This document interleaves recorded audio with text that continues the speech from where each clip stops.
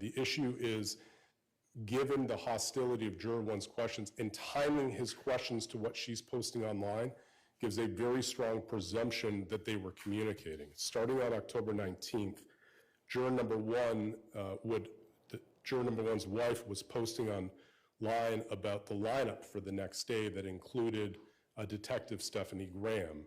And then the next day, when Detective Graham's on the stand, she's posting in real time on social media that her husband's going to have questions for Detective Graham. Well, let me ask you about this. Because anyone who was at the trial knows Juror number 1 was basically going to ask questions. Maybe not as certain as death and taxes, but probably as certain as there's going to be a traffic slowdown on I-4 around the Disney Champions Gate area. So how is that evidence of inside information? Judge, again, if this is the only instance of Juror number 1's wife predicting who he's going to ask questions to and when, again, in isolation, if that was the only issue, I would appreciate it. But as we lay out, there's about 15 more instances that combine with it. You know, again, in real time, I appreciate the court shared the email from the woman from South Africa questioning the integrity of the Kowalskis. We call her the agent, regardless of what she is. She's, you know, you remember Jules in the courtroom. She's been online saying she was texting with Maya, texting with the Kowalskis. She's calling into YouTube blogs and saying what the jurors are thinking. And, you know, that email was shared with the court. The court shared it with us, but as part of the email, when you look at it, she's talking about Juror number 1 shaking his head hostilely towards the defense witnesses, that Jules is calling into the talk show saying that that they're hostile to all of the defense witnesses. And, you know, you get to what I think is very glaring was the October 26 questions when Sally Smith's video was played. I'm sorry, when Sally Smith took the stand. If you look at what Juror number 1's wife is posting online at that point, and she is, you know, again, I don't need to establish the pro-plaintiff bias, but it's concerning to the defense that when you look at her social media follows, it's not just the pro-plaintiff blogs. It's the Take Care of Maya producer. It's Mr. Anderson's jury consultant. And she writes on October 27th, I think Sally Smith only relied on Tampa General to decide this case. At the same time, her husband's asking the same questions that Your Honor may remember Mr. Anderson was complaining to the court. We need to clarify that the 2015 Bonnie Rice call was different than the 2016. When you look at his questions, they are, quote, why would Dr. Rice, a TGH doctor, need to call you, Sally Smith, about Maya when you're over at ACH? And then he asked the second question, why is Bonnie Rice calling you to raise the red flag? They're sharing the same questions and the same concern and the same confusion. You know, again, when you fast forward. Well, from a timing perspective, didn't Juror 1 ask the question first and then there were comments from, I don't know what to call it, the public, you know, trying to discern what the question meant? They were made at the same time, yes, Your Honor. No, which one was first? I believe his questions were first. So assume that the statement was from somebody other than the wife. If someone sitting in the gallery observes a question and then comments in a public forum about the meaning of it or the questioning of it, how does that show inside information with the juror? Because it's a discrete issue of sincere confusion that they both share on the same topic. And, you know, again, under the totality of the circumstances, as the defense is looking at this in retrospect, it belies credibility that the two of them share the same confusion on the same topic with absolutely no communication. And, you know, because of the time limitation, I just want to fast forward to the part that I really think is concerning. You know, we filed the video of the court of Juror number 1's wife sitting next to Jules in the courtroom. Again, there's this justice system requires not just, obviously, that the jurors be sequestered from outside information, but it requires the appearance that everybody participating in this tribunal is fair and impartial. I find it impossible to believe that, and I'll say it, that the Kowalskis didn't know at that point, because Jules is texting with him and communicating with him, that she didn't just spend the day with juror number one's wife. And that when we made the motion to disqualify juror number one for our feeling that he was no longer fair, that he was no longer impartial, somebody has a duty to let the defense and the court know, hey, by the way, his wife was in the courtroom. She's posting online saying, my new best friend is Jules. She's posting in chat rooms saying to one of the bloggers, check out the burner phone with regard to information we have about the Heart Institute. And they're making plans to go to dinner. I mean, you know, at some point, just the appearance of the foreman of the jury's wife sitting in close contact with the agent of the Kowalskis is wrong. And the idea that this can go on unbeknownst to the defense and known to the plaintiff, that ultimately culminates in a motion that we brought in, I believe, November 6th, asking for the disqualification of juror number one. And Mr. Anderson, as you remember, went back and forth on it. I think I'd have to agree with this. You asked him, in fairness, Your Honor, do you want this as an appellate issue? And Mr. Anderson said, no, I'm going to substitute in the next juror. And then he went to Mr. Kowalski and said, they had a conversation. Obviously, we're not privy to the conversation. He said, based on the conversation I had with my client, I have to go with his wishes and keep him on. At that point, we believe it has to be clear that they knew that his wife was in the gallery. What Jules may have told them about what conversations she had, we don't know. But we're entitled to an interview on this subject to find out. Well, let me ask you this. Assume for the sake of argument, I agree with you that from an appearance standpoint, or maybe the cumulative nature of the instances that you have laid out, suggests we need to have an interview. What type of parameters would you recommend be for that interview? Right, and Your Honor, honestly, I've never had to make this request in my 20 years as a trial lawyer. I will say I understand what we're asking for and the consequences of this. I completely understand the need to respect the judicial process and the jury process and not pry into their lives. I've never called a juror.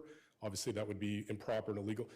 Their deliberations are theirs, but in a situation like this, with the totality of what's going on, we obviously need not just an interview to see who said what to whom, but the problem is either one of them could just frankly say, well, we didn't talk, and that can't be the end of the inquiry. I would like to know, since juror number one's wife and Jules were in close contact, apparently new best friends, texting about the trial, talking about burner phones, I'd like to know what the communications were. And, you know, again, I know it's a big request, but we'd like to know what text messages were going on between them. If the court wants to view them first and, you know, look at them and decide, is there anything there, and you can tell us. I don't know any other way to do this, because otherwise, you know, I mean, he, at least according to his own social media posts, he's been in contact with Mr. Anderson, who's told him not to say anything. So he's lawyered up to that extent. He's going to be, you know, I'm not suggesting the plaintiff's counsel would ever say to him anything other than tell the truth. I'm not, but, you know, he's been lawyered up at this point and advised multiple times that if you say the wrong thing, you're going to throw out this verdict. So I don't know that we can just rest on the assumption that if the court were to ask a series of questions, did you consider any outside influences? Did you hear anything? If we get frank denials at that point, that would satisfy the inquiry. In this age of social media where our primary concerns came from social media, we believe that the proper remedy would be some type of inspection of electronic devices to see if communications were made between him and his wife regarding the trial, to see if communications were made between his wife and Jules or other agents of the Kowalskis, and to see what they're talking about. Because of course, if there's a text message that's going on between, for example, juror number one's wife and Jules that says, don't worry about this, he's going to vote for you, that would be massive, and that would be grounds for a new trial. So our request for this would be the interview. We would certainly defer to the court to the grounds. We're not looking, we suggest it would have to be on the record with people with the chance to examine it, but we believe there has to be some type of an inspection, and the court can certainly control it. We could draft what we would propose as an order if the court were inclined, and I would respectfully suggest that we've more than satisfied our burden under Rule 1.431 with my sworn affidavit, with the evidence we put forth here and more. And I would suggest that I would get with my appellate counsel, Mr. Altenburn and Mr. Hunter, and draft a proposed order that would encompass what we believe would be the scope that would include not just an interview, but some type of an inspection of electronic devices. Thank you, Mr. Shapiro. Who from the plaintiffs? Your Honor, if please the court, we'd like to break up some of these arguments because I was there at the time, but the legal arguments would be handled by Mr. Elliott. I'm going to try to keep us to one attorney per issue. Okay, so To the extent the court then... if I've got questions, I know how to ask. So, Mr. Elliott, let me just start. Isn't what the defense has put forward in their motions enough for us, from a appearance of impropriety standpoint, to go ahead and have a juror interview of with some parameters to be discussed? I mean, isn't that what really we have to do at this point? Your Honor, we would say no. Why? Several things. First off, and they've got several different components here, but all the stuff that's in the original motion, the supposition, attack by proxy, they must have done this, they must have done that. This thing was on live the entire time. Everybody saw what was going on. They're assuming things that they can't prove, as we point out in our response.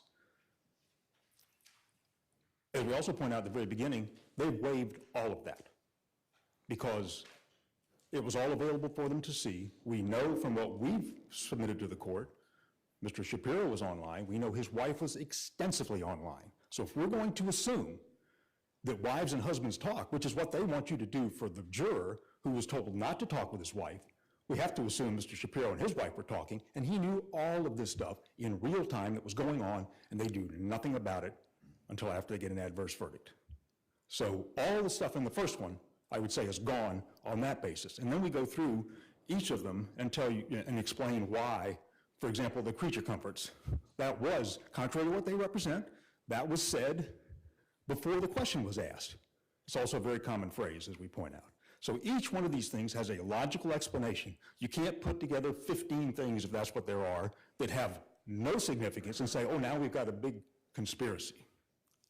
Okay, so that's why we said the first motion, gone because of that. The second one, with regard to the 2002 notice, over 20 years old, case law is very clear, that's way beyond the time to be relevant to anything. You also can't tell anything that went on from it. I mean, what if, and I guess it's just a what if, what if it involved, I think it was right, HRS at the time and not DCF, but Right. HRS at the time, and he being juror one, harbored some view of HRS that he brought forward. Isn't that something that the defense would have been entitled to know about? Your Honor, we don't. Why would we have asked the question in the first place on the questionnaire if that wasn't something that we were concerned about? Your Honor, from what they've submitted to the court, they haven't gotten to the threshold issue of showing anything that went on. I mean, we don't know if he was the complainant or maybe he was the subject of it, but we don't know anything about what was involved there. There's just no background. Plus, it's over 20 years old. Case law, we've cited some cases where things were much less time than that, and the court said that's not material at that point. It's too old to be material. And of course, this is not a case against DCF. If he harbored something against DCF or HRS, maybe his ire would have been directed toward them and not the hospital. It might have been good for them. So, this is all an after the fact, trying to get out of what happened. That's what this is all about. The Juror 2 supplement on the writing of the lettering, I think the court has dealt with that.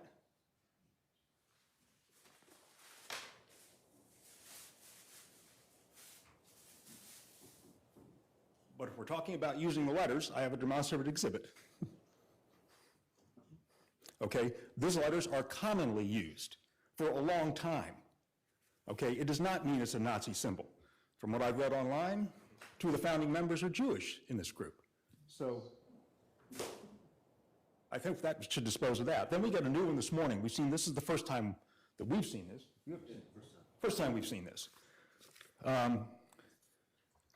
It does not, from what we can tell from here, and there's no follow-up. There's no, here's a conviction, here was a prosecution, nothing like that. So we don't know if there was any kind of conviction on this. What are we talking about? We're talking about this affidavit you got this morning about a threat by apparently Juror 1's wife before they were married. It was before they were married. It's a threat by her son or stepson. Anyway, first time we've seen this, it does not show, there's no follow-up, there's not showing of any conviction, there's not showing of any physical harm, any physical crime being committed here. This is, again, just a lot of grasping. It's, again, trying to attack by proxy. Who knew who in the courtroom? Really? I mean, if this goes where they want it to go, you're not going to have any more married jurors because there's going to be a presumption every juror speaks with his or her spouse. So that's just too much reaching. As far as the materiality goes, they said, well, they didn't disclose, so we've met that. No. To your point, Your Honor, they have to show it was material. It's a 3-part test. Even if there was a blatant concealment, there has to be material. And when you don't ask any of the others, and they can't come in here and tell you, oh yeah, we asked everybody that listed this, we asked them. They haven't gone back, they haven't even done that exercise, I think because they know it wouldn't support their view. But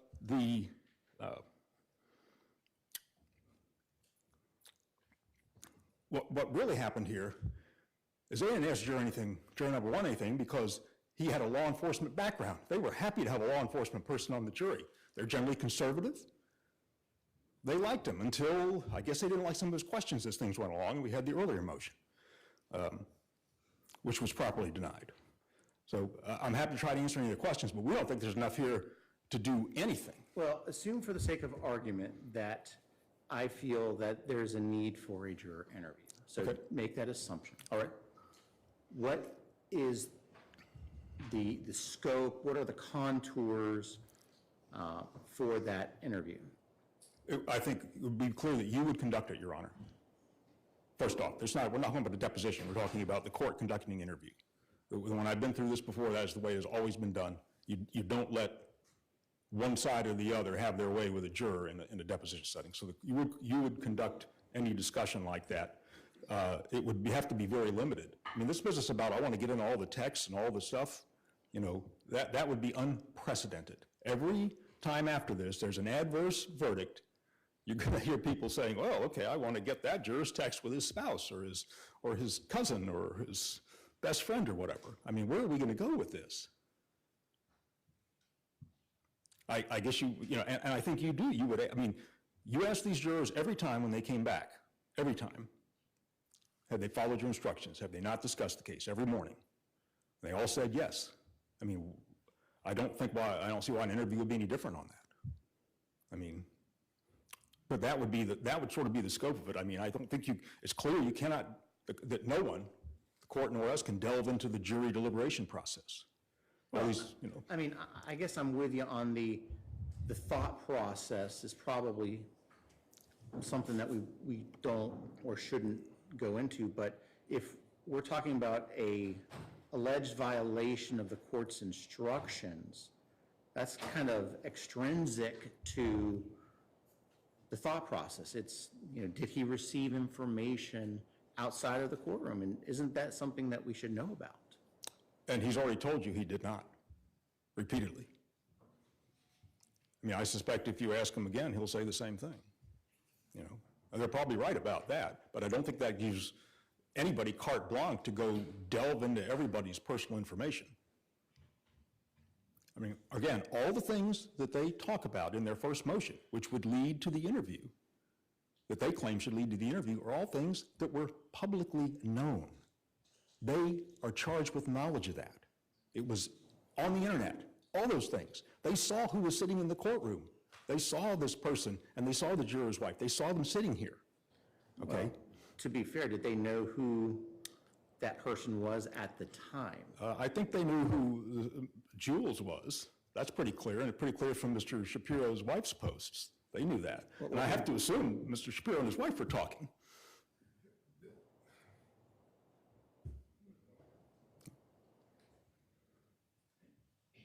Okay. Anything else, Mr. Elliott? Not unless you have any further questions. Well, let's talk more about the scope and contours of the juror interview if we were to have one. So you're suggesting that the court is the one asking the questions? Unquestionably, Your Honor. I've been through two of these before, and that's the way it was always done. And I'm assuming here in open court? That was not how it was done before. It was done in chambers with counsel present. I mean, you still have a juror anonymity issue, I think. But I haven't researched that. I haven't, you know, I'm just saying how it was done before. My recollection from the papers is the defense have put forth that juror number one has identified himself publicly as juror number one. Well, I think they outed him first, Your Honor, but I don't know which came first. Okay, and so the court were to conduct it, and what are the limits? I think you can add, I think it would be limited. I think you would say, there have been allegations made that you were communicating during the trial information that, I mean, that you were discussing it when I told you not to. Is that true? Anything else, Mr. Elliott, you want to tell me? I don't think so at this time. I don't have any further questions. I don't have any further questions for you. Okay. Any very short rebuttal, Mr. Shapiro? Any questions for me, Your Honor, in light of what Mr. Shapiro raised? I'm sorry, no, I don't have any questions for you, Mr. Anderson. Now, I don't know yet what I'm going to do. I intend on resolving whether we're going to have a juror interview sometime next week. So I will do my best to get an order out. But for now, this is not saying we are, but if we're going to have a juror interview, let's talk about when it will be. I think I put in the prior notice that it would be the week of January 2nd. So, you know, what about January 3rd? It's a Wednesday. Would the attorneys be available on January 3rd? Judge, we would still be out of town until hang on one second. I could appear by Zoom for that.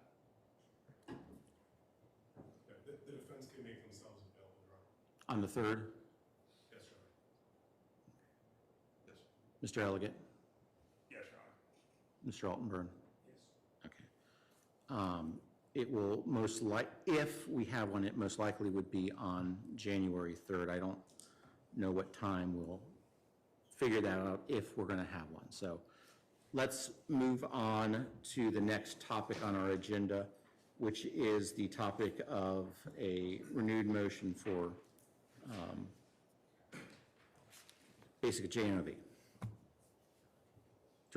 Renewed motion for directed verdict, notwithstanding the verdict, or whatever it's now called. Now called. I still think of it as a JNOV, yeah. JNOV myself. And I'll point out, you've divided my very long motion into 3 parts of 15 minutes, and I could spend much more time than that, so I'm going to have to just identify fairly specific things that I think are most important that I would like to address in this first section. I want And to, I've read everything. I mean, I didn't read this affidavit yet, but I will. and so I want to focus on the motion for a directed verdict as to the intentional infliction of emotional distress resulting in suicide. I want to briefly discuss the insurance fraud motion for a directed verdict, and finally the motion for directed verdict as to the punitive damages claims against the hospital. On the intentional infliction of emotional distress causing suicide, I mean, it's now, you clearly understand that this has to be extreme and outrageous conduct that's atrocious to the point that it's no longer acceptable or cannot be acceptable in a civilized community. The plaintiff admits that no one event was enough to trigger that standard here and is wanting to use a series of things. And now is claiming, although it seemed to me during the trial and otherwise that there was no conspiracy or group of people planning this at the hospital. It felt that way at the time. But now they're just saying it was random people in the hospital that did these things that rise to the level that when communicated by her husband to her caused her to commit suicide. The first thing I want to argue is that my first jury instruction proposal to you was the correct standard, that a common law court expanding incrementally the common law should restrict this claim to one in which the intentional infliction is done for the purpose of causing suicide. And if that were the standard, we wouldn't have even had a trial here at all on this. And respectfully, if we are to go beyond that public policy to something where something that's even a substantial factor ends up being a matter that causes 100% responsibility under an intentional tort, where we can't claim that she was comparatively negligent, we can't claim that we're entitled to contribution from DCF or anyone else. If that's to be the law, that should be the legislature that does that. That's a step beyond what a common law court should do. So I'm asking first and foremost for a directed verdict because that was the standard that should have been done here. Now, if you reject that, then we go on to how we actually tried this case. And what I have pushed repeatedly is to, because the pleadings were never a plain and simple statement that said, on this day this happened and it was extremely and outrageous conduct, and on this day this happened and it was extreme and outrageous conduct. Instead, they tell their story with lots of adverbs. And so the question has always been, well, what are these things? What is it that's so important that it causes this to be intentional infliction? And in their response on page 84 and 85, they say that the defendants ignored Beata's request to have Beatty removed from Maya's care. Well, that was the negligent supervision and negligent retention claim. You're quite familiar with what the evidence on that was. There's nothing in there that rises to extreme and outrageous conduct at all. She was the most experienced person with DCF cases, and we kept her on this because it was a complicated DCF case. That's not something that's not tolerated in the civilized community. The next one is then that we allowed Ms. Beatty to molest Maya in the chapel. Now, we've been through that multiple times, and you know that that's not the evidence. You didn't even allow punitive damages on that, let alone to go to the jury on this. So that's not proven. It's a distortion of the evidence, and it's certainly what is proven that didn't even allow for punitive damages is not enough for this count. Third, they say, we refuse to allow court-ordered visitations by phone and FaceTime.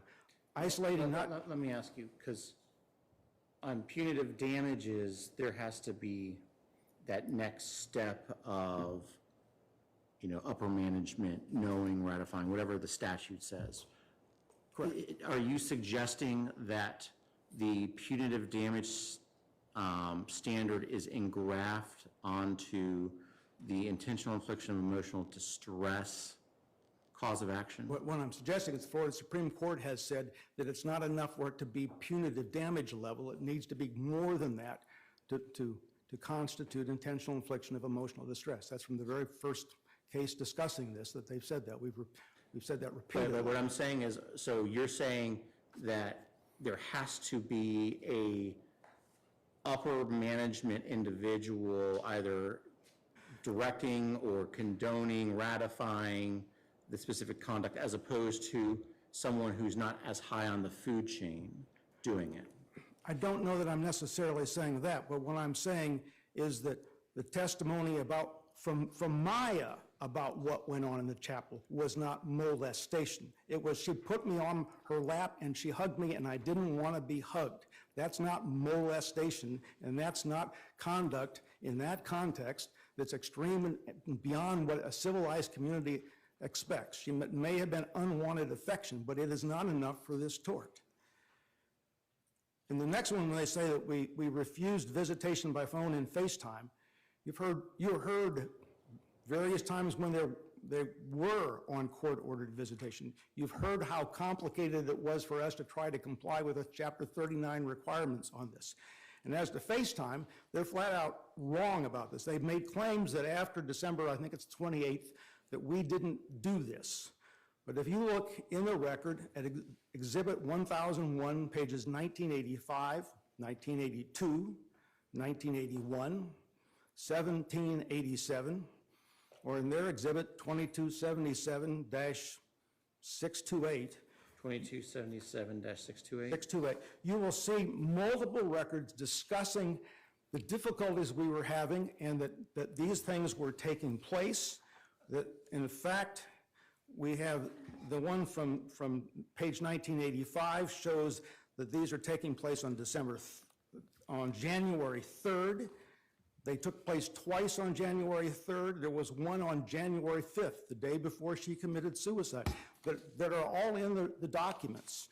And the earlier documents show that at the very beginning of this, in December 30, 31, they're fighting about, well, is it 1 hour's worth of time or a half an hour's worth of time that she gets in these? And she wants it moved from one time to another time, and they're trying to accommodate her with that, and they're working with DCF on that with the social workers. So there's all kinds of evidence that shows that the FaceTime stuff was going on in that time period, and there's no testimony I can find from Mr. Kowalski or anyone else that says that's not the case. One of these says that Mr. Kowalski himself was present for one of those calls, that he was in the hospital and that her mother was at home. So there is all kinds of evidence on that. Then we have that we refused to facilitate family therapy sessions ordered by the dependency court. Now, you will recall that the judge in the dependency court sometimes didn't get his orders very clear. We had to actually clean up a couple of things. But one of them was, he said, she couldn't be in the hospital, and then later on there was this spot that said, well, the family can attend therapy sessions. It was an ambiguity in the order. If it was to be cleaned up, it was to be cleaned up by the judge in the dependency proceeding. They never asked for that. The fact that we didn't honor this is not something that is extreme and outrageous conduct on our part. It just doesn't come close to that. And finally, they say we ignored Beata's medical decision-making rights that had been preserved for the dependency court and tormented Beata further by threatening to remove Maya's port. I'm sorry, going to the port, we suggested it would be a good idea. I think Sally Smith did the same. And Beata refused to have it taken out. That's all there was to that. No one was threatening her with anything with that. As to the medical decision rights, she did retain certain medical decision rights, including the one not to take out that port. But she also was in a DCF proceeding that was accusing her of medical child abuse because of the treatment, including the ketamine that she was doing. So the notion that she had a right to say, I'm going to do whatever I want, even though there's a DCF proceeding going on, that we should be compelled to do that as something that no one would not honor in a civilized community, that is absurd. So the things that they have listed here don't fit that. I could go on with the rest of them, but I'm going to run out of time. They were things like we wanted an open door when her male lawyer came to the hospital without anyone else, and he wanted to be in the room with her alone. There's a laundry list of things that they say this way, that we negligently changed her diagnosis from CRPS to something else. And the last thing that they talk about is that, they talk about that we intimidated her because of all the things that occurred on January 6th, none of which she knew about. That is undisputed. So these things, even if you're looking at Maya, it may not be enough for intentional infliction, but what they're claiming is that these things, when communicated by Maya in some fashion, we don't know the details, to Jack, who took them home and told them to his wife, got her so upset that Jack didn't come back and tell the hospital about it. Jack wasn't even concerned on the day she committed suicide that she would commit suicide. But we were supposed to have foreseeability to know that what our people were doing, not as a conspiracy, but in this random approach, was enough that we caused her suicide. And I am sorry, that is just not the common law of the state of Florida. We are entitled to a directed verdict on that. We were entitled to a summary judgment on that claim. That is simply not something that they have proven here. Now, as to the fraud insurance, it's a small claim, but it was a claim of intentional fraud. And that is in terms of what the jury was told that there was a fact question about whether we intentionally defrauded them with the insurance. Now, I put in recently just the testimony from Mr. Kowalski about the insurance. There's just a few pages of that. And you know that they didn't actually even put in the bills to begin with. They put in the 3 years of medical processing by Aetna. They never called anyone from Aetna to say there was anything improper about the billing. So they're not charging a breach of contract, but even if a breach of contract were the issue, they'd have to prove up what their damages were. And so here they're claiming that somebody in our billing department put a number on a bill with the intention of defrauding somehow Mr. Kowalski or the insurance company, when the insurance company is not claiming to be defrauded.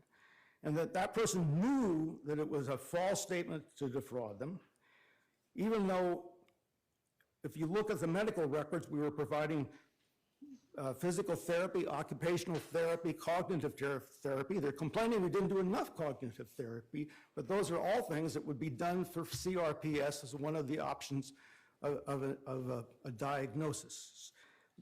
When you go beyond that, and he says, well, it's because I didn't pay a copay.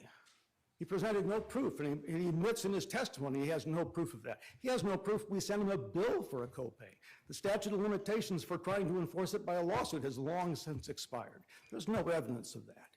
There's no evidence that the deductible was somehow spent on this as compared to everything else that was paid. Those bills were predominantly for 100 days of service in that hospital that we were required to do because the court wouldn't let her out of our hospital.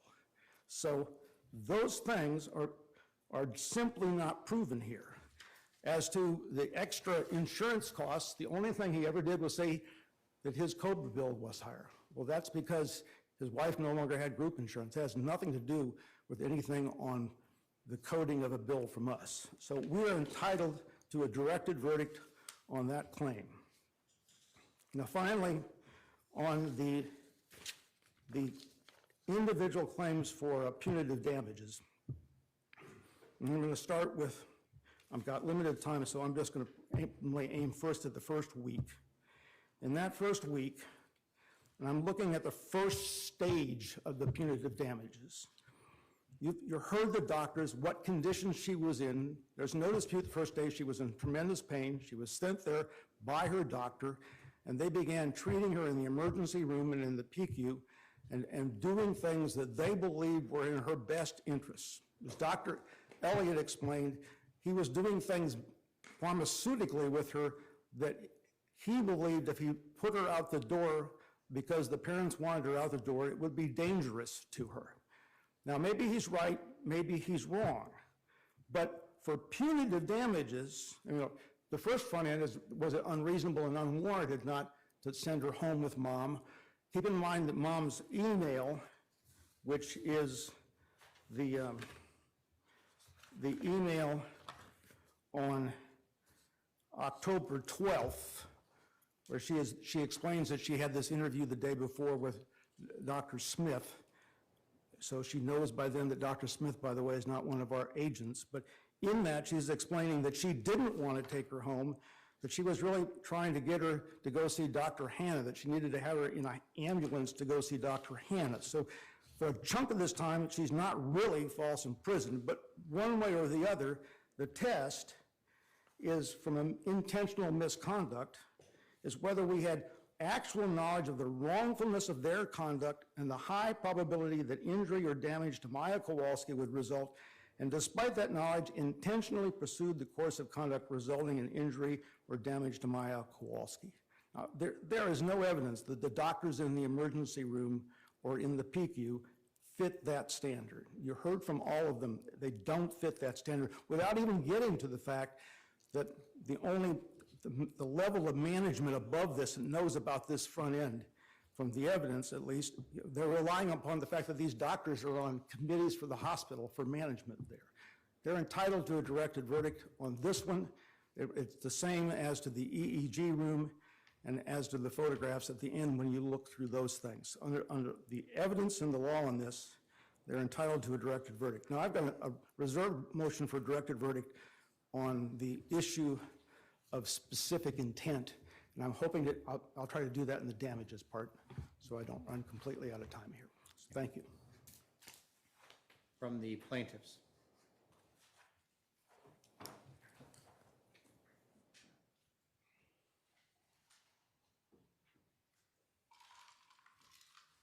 Thank you, Your Honors. Any in particular you would like me to start with? I think the one that Mr. Altenburn was hitting the most is that the conduct that was discussed at trial did not rise to an intentional infliction of emotional distress relative to the Beata Kowalski suicide. Okay, let's start with that. I mean, I don't think you need to go to the wrong standard. That issue, I've You've ruled on that. addressed and ruled on. You gave them two different options. Okay. Well, I think Mr. Altenburn first wanted me to come to the conclusion that the hospital had to specifically intend to cause Beata Kowalski to commit suicide. I think that is where I think Mr. Altenburn wants me to go. That particular issue, I don't think we need to address, but his next argument about the quality of the evidence Yes. is insufficient. Okay, it is sufficient. And How so? What you heard is, talk about one little thing here, one little thing here.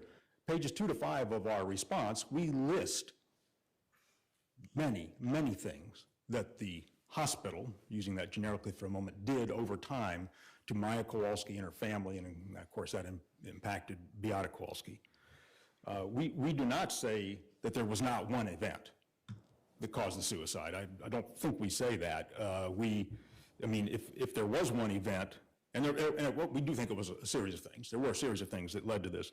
The one event might be the photo taking. And if you look, they make a statement in their memo, and I'm not sure we corrected this, that Beata didn't know about the January 6th photo session.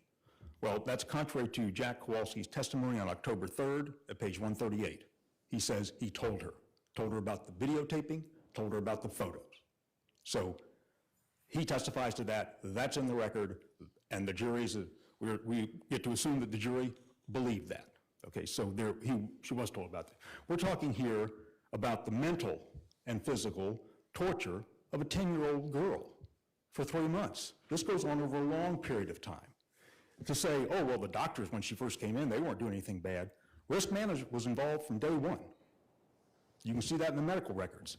Risk management, as Beatty testified, instructed her to do these things, instructed her to videotape, instructed her to take the pictures, okay? And we have a detailed discussion in our memo about... The videotaping and the pictures occurred after the first week in the first claim of false imprisonment. Right, but during that first week, it's not just a few doctors at the beginning. The risk management is involved from the beginning in this case. As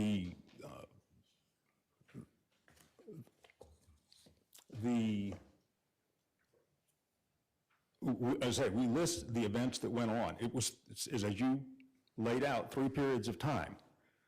it stayed to that. I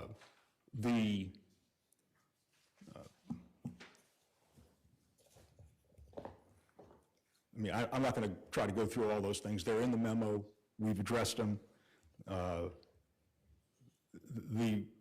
when risk management is involved, that is the hospital, okay? I know they want to say we staffed it with lower level people, but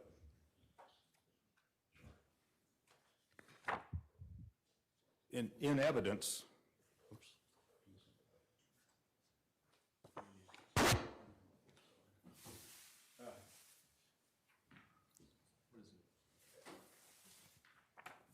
You're under 2802, Exhibit 20, there is a chart of the makeup of the hospital. This is in the record. We've got some extra copies if you or the council would like one. But you see above risk management, immediately above that is senior counsel Crane.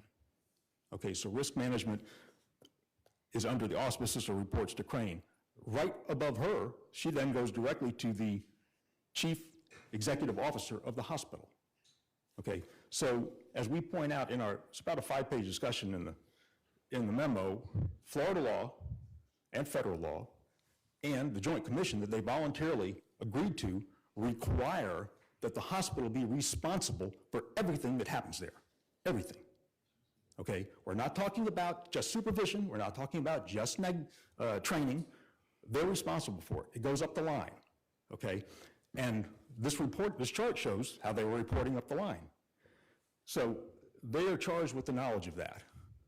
That committee, risk management, under the senior counsel Crane, is directing these things be done, picture taking, videotaping. They could have brought her in to testify, oh no, that didn't happen, they were rogue. They didn't do that. And quite frankly, even if they had done that, they're still responsible. If you work through the analysis there, they are responsible for what happened. So if they weren't doing what they were supposed to do in terms of letting people know what was going on, that's liability of the hospital. And when we get to the punitive damage part, that is, they're either under A and B for approving, ratifying, et cetera, or they're under C for the gross negligence and not knowing what's going on. So either way, they're going to be liable there. And it sounded to me like the intentional infliction was blending over a little bit into the punitive damages. But if for either one of those, the hospital and the higher up people either knew or they are deemed to know under the law. So the intentional infliction, the items that went on, we say were sufficient. You've ruled that before. The jury obviously found it sufficient. We don't think this is a matter of law to be removed from what the jury did. If there are any other questions on that, I'm okay. Yes, sir. On the billing fraud, they listed hundreds of times that they were billing for CRPS. I still don't know that I've ever heard them say, yes, we acknowledge she had CRPS. I don't know that they ever said that, did they? I mean, I know you asked them about it. I don't know that you ever got a direct answer to that. They seem to want to walk the line on that. When you bill for something that you're not doing, that's fraud. Now, did it cause any damage? Did it cause any damage? That's why, in the closing, the request for nominal damages, because of all the other things going on here, there could have been a person who would come in and testify about this, this was too much, this would have been that much. They didn't put one on either. Okay, so that's why we suggest that a nominal damage is appropriate there. Let me flip back. One thing I forgot to mention, and I even had it tabbed, that the jury did hear. We talk about where's the evidence that they, and again, we don't think they had to intend the suicide, as you real, but where's the evidence that they were so callous and so forth? How about Trial Exhibit 2175-004 from the text messages of Dr. Voss? Learned today that Ketamine Girl's mom committed suicide yesterday. Sorry to say my prediction was correct. You have a medical staff member predicting the death of a mother of a patient there. And why didn't they do something about it? Okay.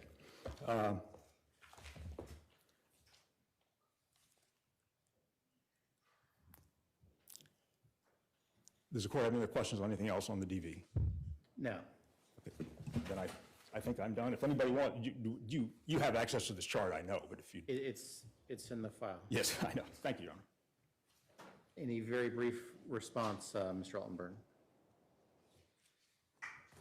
First of all, with respect to Mr. Elliott, I think he must be confusing what Mr. Kowalski could have said about the videotaping in mid-October with what happened on January 6th. There was no evidence. It was very clear at the end of this case that she had no knowledge of the photographs that were taken the day before she committed suicide. Maya didn't talk to anyone about them, and they were back in a storage closet still in a camera at that point in time. There's no knowledge of that. As to Dr. Voss, we've been through this. You heard her testimony. This is, first of all, it itself is not extreme and outrageous conduct. It's after she's dead. And it's a text message type discussion between two doctors. And she has explained, there's nothing that she reported or put in the medical records about this. The medical records show that mom was suicidal or expressed that she wanted to go to heaven, I think, that day, or maybe that Maya did, and that the people at the hospital offered to help her with assistance to get help from someone else, which she declined. That's all that's in those records. And as Dr. Voss explained, she was saying prediction was maybe a bad choice, but what she was saying that she had thought about this because she knew about something like this 20 years before when she was a resident. Respectfully, I've never thought that that was relevant to much of anything, and the prejudicial effect of it is far more out there than the probative value of it as to that particular claim.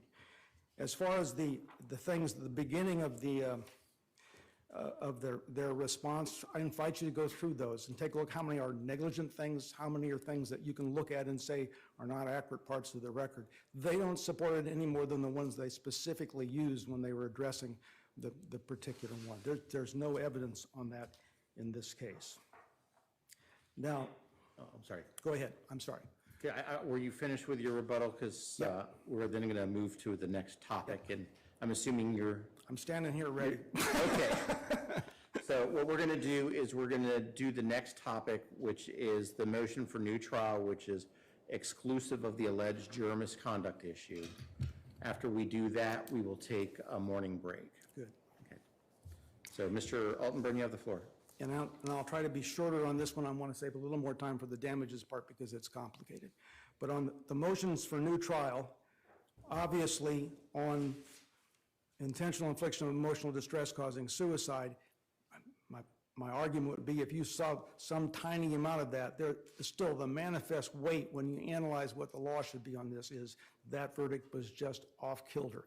The fact that it's off-kilter on damages on practically every line kind of demonstrates that this jury was involved with a prejudicial effect and various things that got them to go off from the evidence. And so a manifest weight analysis, even if you didn't think it was a directed verdict, would stand on that particular count. I think it also would stand on some of the other counts, and I've argued those to you as well, but I'm not going to take time here today to argue those as well. Certainly, the insurance count, I just don't think there's any evidence there to prove that there was any, the nominal damages were not an element in that, and they needed to prove detriment to the insurance company financially. They never did that. They never brought in anyone to show that that number had any impact on that. So that, if not a directed verdict, ought to be manifest weight.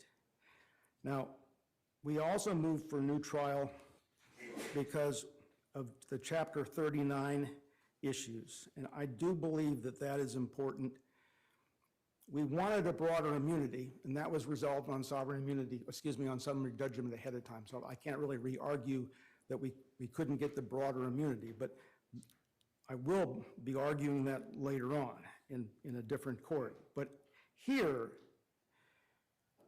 there was a litigation immunity for things that went on in the DCF proceeding that kept out testimony about that. But it got to the point where we couldn't talk about ramifications of that proceeding. I mean, This woman committed suicide right after a hearing, and we couldn't really go into the details of that hearing or the fact that she's upset about having a hearing a month from now that she may lose her child to foster care, it may impact her license, the whole 9 yards. None of those things could we really get into as to the stresses that were on her. Well, but let me ask you this, because, you know, in the years leading up to the trial, the defense kept saying Chapter 39 immunity, can't. But then at trial, the defense tried to present a lot of stuff that happened in the dependency action. I mean, that's what the defense tried to do. Yes. So, I mean, I'm trying to understand, it seems like I'm supposed to exclude everything that the hospital wants excluded from the dependency action, but then allow the stuff that, from the same dependency action that the hospital wants to use. I mean, how am I supposed to draw that line? And I think I kept talking about, you know, this is where I've been drawing the line. I know, And that line I tried to draw as clearly as I could, but knowing the facts in this case were difficult, I admit. the line is that no one could rely upon testimony on anybody's part to make someone responsible for something or the like. This is not going to be evidence that could be used to prove liability. What we were trying to explain, and repeatedly, is that, but on what's going on in Beata's head, why she is upset, why she is truly upset, it's not because of the testimony in there, but the fact that it's ongoing, and that they're accusing her of Munchausen's in the proceeding by the state, and the state is accusing her of medical child abuse, and she has hearing after hearing there, she's got lawyers there, all of this is going on, and, you know, she wants to see her daughter in the courtroom, and they basically have some understanding of that, but when we're on this, who caused her suicide? I'm sorry, but and it was really hard, you know, it's nice to have a jury instruction that says we're not responsible for 100 days, but to try to get the jury to understand all the 100 days of things that are going on unrelated to the hospital that were related to the DCF proceeding. That's what we couldn't get into, and, you know, I know in your head you were having a hard time on that distinction, but those were things we should have been able to talk about, because those were things that were really getting her very, very upset. Those were things that show up in her suicide note. And we should have been able to expound upon those things, and we weren't allowed to do that. And that, to me, is a very important thing. With limited time here, let me move on to two other things. The next one is that with Dr. Smith on the medical negligence. You know, the issue is whether she's an apparent agent. And again, we have the email from Beata Kowalski to herself. It looks like it was going to go to Dr. Hanna, but it never did. It went to her and to her husband. It clearly explains that she understands exactly who this woman is by the 11th of October. Now, apparent agency is not that complicated.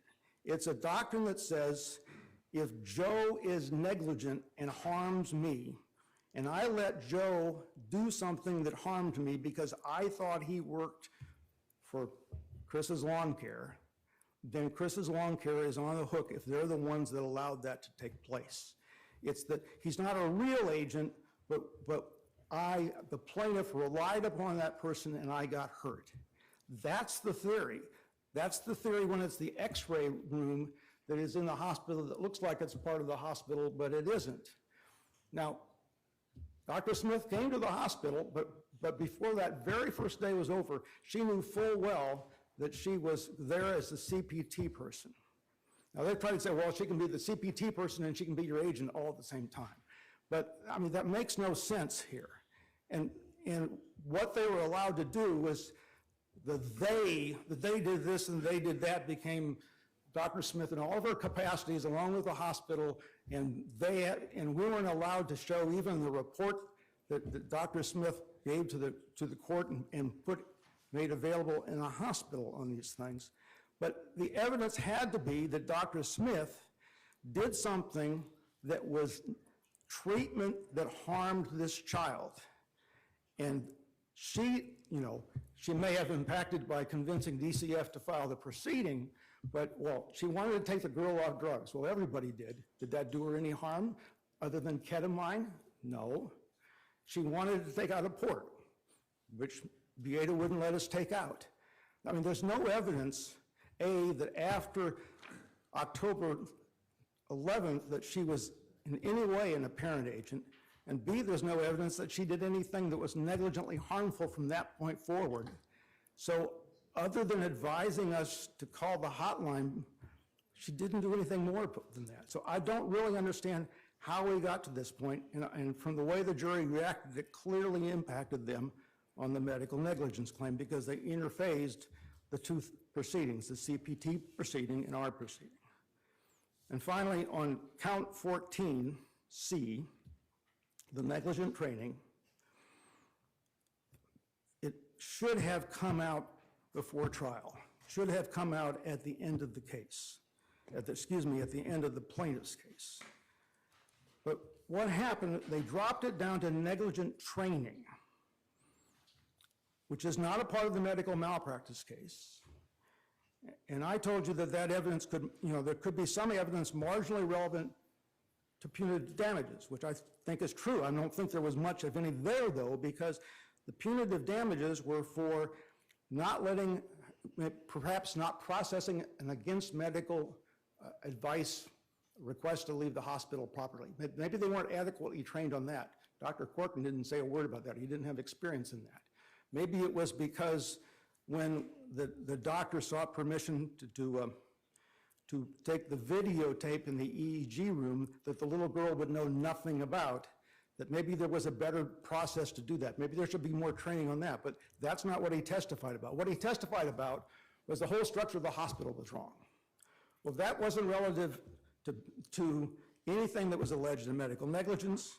It wasn't relevant to the training, I don't think, but it became a big feature of this trial right down to the end when we had all the problems at the end of this case. So the fact that 14C went to trial ended up being very harmful in this case and would warrant a new trial. The last thing I'm going to mention is that I do believe that Dr. Neuberger was allowed to say things that were very harmful in many of these claims. He was a child abuse expert, and he was allowed to talk about conspiracies and the like. We did object to that. You overruled the objection. And their argument is that we waived it because we didn't object again. I'm sorry, you don't have to keep objecting over and over again. We did object, you ruled on it. They then made the decision to play that video to the jury, knowing that if you were wrong in that ruling, that it was going to be prejudicial. They did that, and we're not in a spot where we're obligated to do multiple objections, especially when you remember how hard it was to get anything done between 8:30 and 9:05 every single day. The more we had done that way, the crowd cheer you got, with due respect, Your Honor. So, There was more than one or two objections during the trial. yeah. So that's what I have on new trial. Thank you. Mr. Elliott. Thank you, Your Honor. Sort of to start off, I guess we'll go in the order. Let me ask again, anything you want me to particularly address, please let me know as I'm going along. And I'll No, sir. do that. Okay. Litigation immunity. And there was a statement about the January 6th hearing, and this is what did it. Well, January 6th was also the day of the photos. And maybe I wasn't clear before. The October 3, 2023 transcript of Jack Kowalski is what I'm referring to. I wasn't saying that he told Beata this in October of 2016. He tells her, did you tell Beata what we just talked about? When I say this, the photographs that had been taken of her, the video that had been taken of her. The witness, yes, I did. I did tell her. That's page 138 of that transcript. So we have direct evidence in the record that Beata did know of those photos. Okay. Your Honor, kind of like you said, they want to talk about some things in DCF, but not other things in the proceedings. we would have liked to talk, and we offered not to talk about DCF at all, if you'll recall. We made a motion on that, and they didn't want that. Okay, so, because they wanted to hear about immunity. They wanted the jury to hear about immunity. Well, that's a litigation decision. But if we were going to talk about more of DCF stuff, we would talk about their involvement with DCF, how they basically prosecuted the case there. People from the hospital were involved doing that. You noted in your long order a question about good faith, that the couple cases that you acknowledged you had to follow didn't even talk about good faith. Well, we would have said a lot of things about good faith if we were going to get into the DCF proceedings, but we didn't. It was stayed narrow. I think to come in now and say, oh, well, we didn't get to do everything we wanted is a little late. On that day, again, tying into the DCF, Beata sees her daughter in a wheelchair. This is a 10-year-old who, among other things, was forced to defecate on herself, treated horribly. They just downplay this. As we say at the beginning of our response, they just don't get it. They don't get how bad what they did to this little girl was, and for her mother to see it, and then to hear about it when she couldn't see it and couldn't even comfort her daughter. As far as Dr. Smith's negligence or apparent agency, it's a little bit moot or academic in one sense, because there's a question on the verdict form about medical malpractice from the other doctors, and that's answered yes also. So, but to stay with Dr. Smith for a minute, to say that she didn't have any involvement, I mean, here's a note from risk management file, trial exhibit 2277-068, about the videotaping, and Dr. Smith is all over it, Dr. Sally Smith. She's involved in this.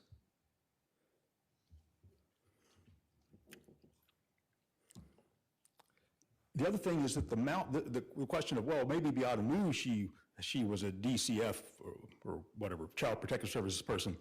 The malpractice wasn't on Beata, it was on Maya. Smith walked into Maya's room as an apparent agent of the hospital. So she's the one that saw this. As far as back to the negligent training, it is relevant. For the reasons we set forth and discussed at some length, the hospital is by law responsible for training and responsible for supervision. We also think, for the reasons we set forth, it's not preserved. So if there are any other questions, I'll be glad to answer them, try to answer them. Otherwise, I guess it's break time. Well, we're going to let Mr. Altenberg. Oh, yes, sorry, didn't mean to preclude that. Sorry, thank you. Mr. Altenberg, do you have a brief rebuttal on your new trial motion? That October 3rd testimony is about video. It's about the stuff that occurred in mid-October. It's not about the photographs taken at the end. There wasn't any proof that Maya knew, that Ms. Kowalski knew anything at all about the photographs taken on January 6th. The record's clear on that. As far as Dr. Smith was involved in some things, she was the CTP person. She was doing investigations. We had to cooperate with her. Yes, she was also interested in seeing what that video would do for her case. That didn't mean that she was treating as doing something that the Kowalskis wanted her to do because they thought she was an agent of the hospital, which is what apparent agency is about.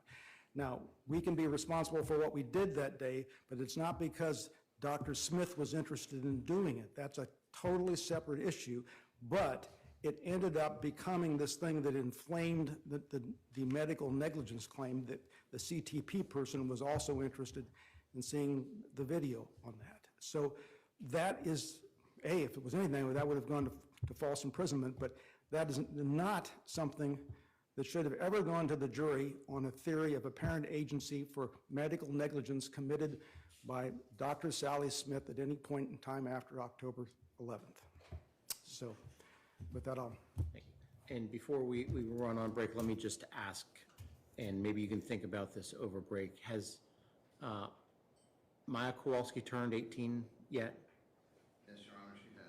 So do we need to substitute her as the true party, and do I need to change the caption and all that good stuff?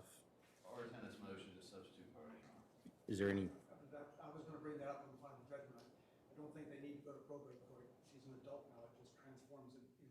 This is going to be a judgment for her, one for Jackie. if we get there? And one for the estate PR.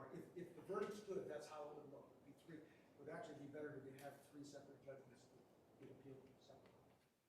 So both sides want me to go ahead and enter an order substituting Maya Kowalski as the party plaintiff for Jack Kowalski as the parent of Maya Kowalski. Yes, Your Honor. Yes, Your Honor. Okay. I'll do that either today or Monday. Okay, let's take a 15-minute break. I'll be back in 15 minutes. All rise for the recess.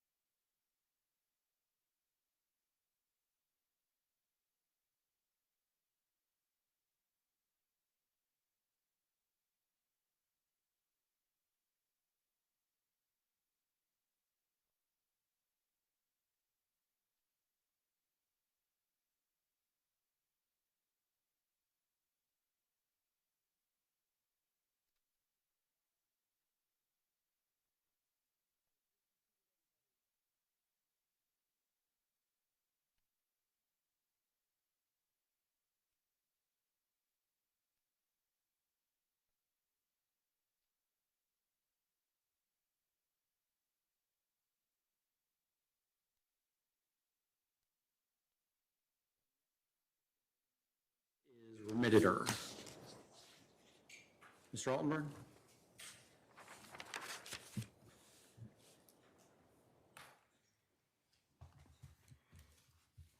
And Your Honor, by remitted, or I at least am using a more generic concept of the damages problems in this case, because remitted is the last in the area where I at least don't hope you actually have to go, because that's, I don't actually think that these numbers allow you to do a remitted, or if you thought you could, but these numbers are so far off the mark that I don't think they line up with what a judge can do with remitted.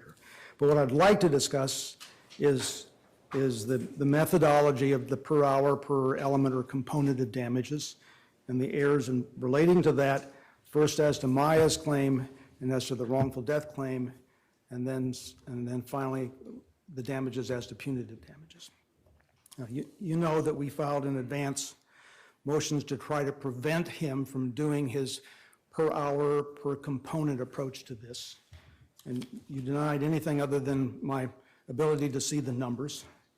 And when I saw the numbers, I explained to you before closing argument that they were much higher than the range in which a jury was free to operate, and that he was going to use this PowerPoint that was going to have numbers that between the two claims totaled $200 million, and he was going to use them as totals to this jury, and that you should stop that. And that it was wrong both because it was an artifice, but because it was false statements of law, because damages are supposed to be done claim by claim by claim. And you basically said you were going to go allow him to do his argument, but that he did it at his own risk. And he did exactly what I told you he was going to do. He used these numbers to put forth things that are not only beyond the range in which a jury is free to operate, they, especially as to Maya's claim, were misrepresentations of what they were supposed to do. And in that context, there were things that in fact he did not prove at all. So I continue to believe that the use of these was something that should have been prohibited, and that they warrant not only a new trial on damages, I think they inflame things enough that wouldn't warrant a new trial on everything, but categorically they would be, this is something that he did that demonstrates a need for a new trial on any claim that damages were awarded on. Now, as to Maya's claim, the impact on this is interesting. And let me first start with the economic, because the economic is basically past medicals is the big issue. And I point out in the motion that they never actually proved any past medicals.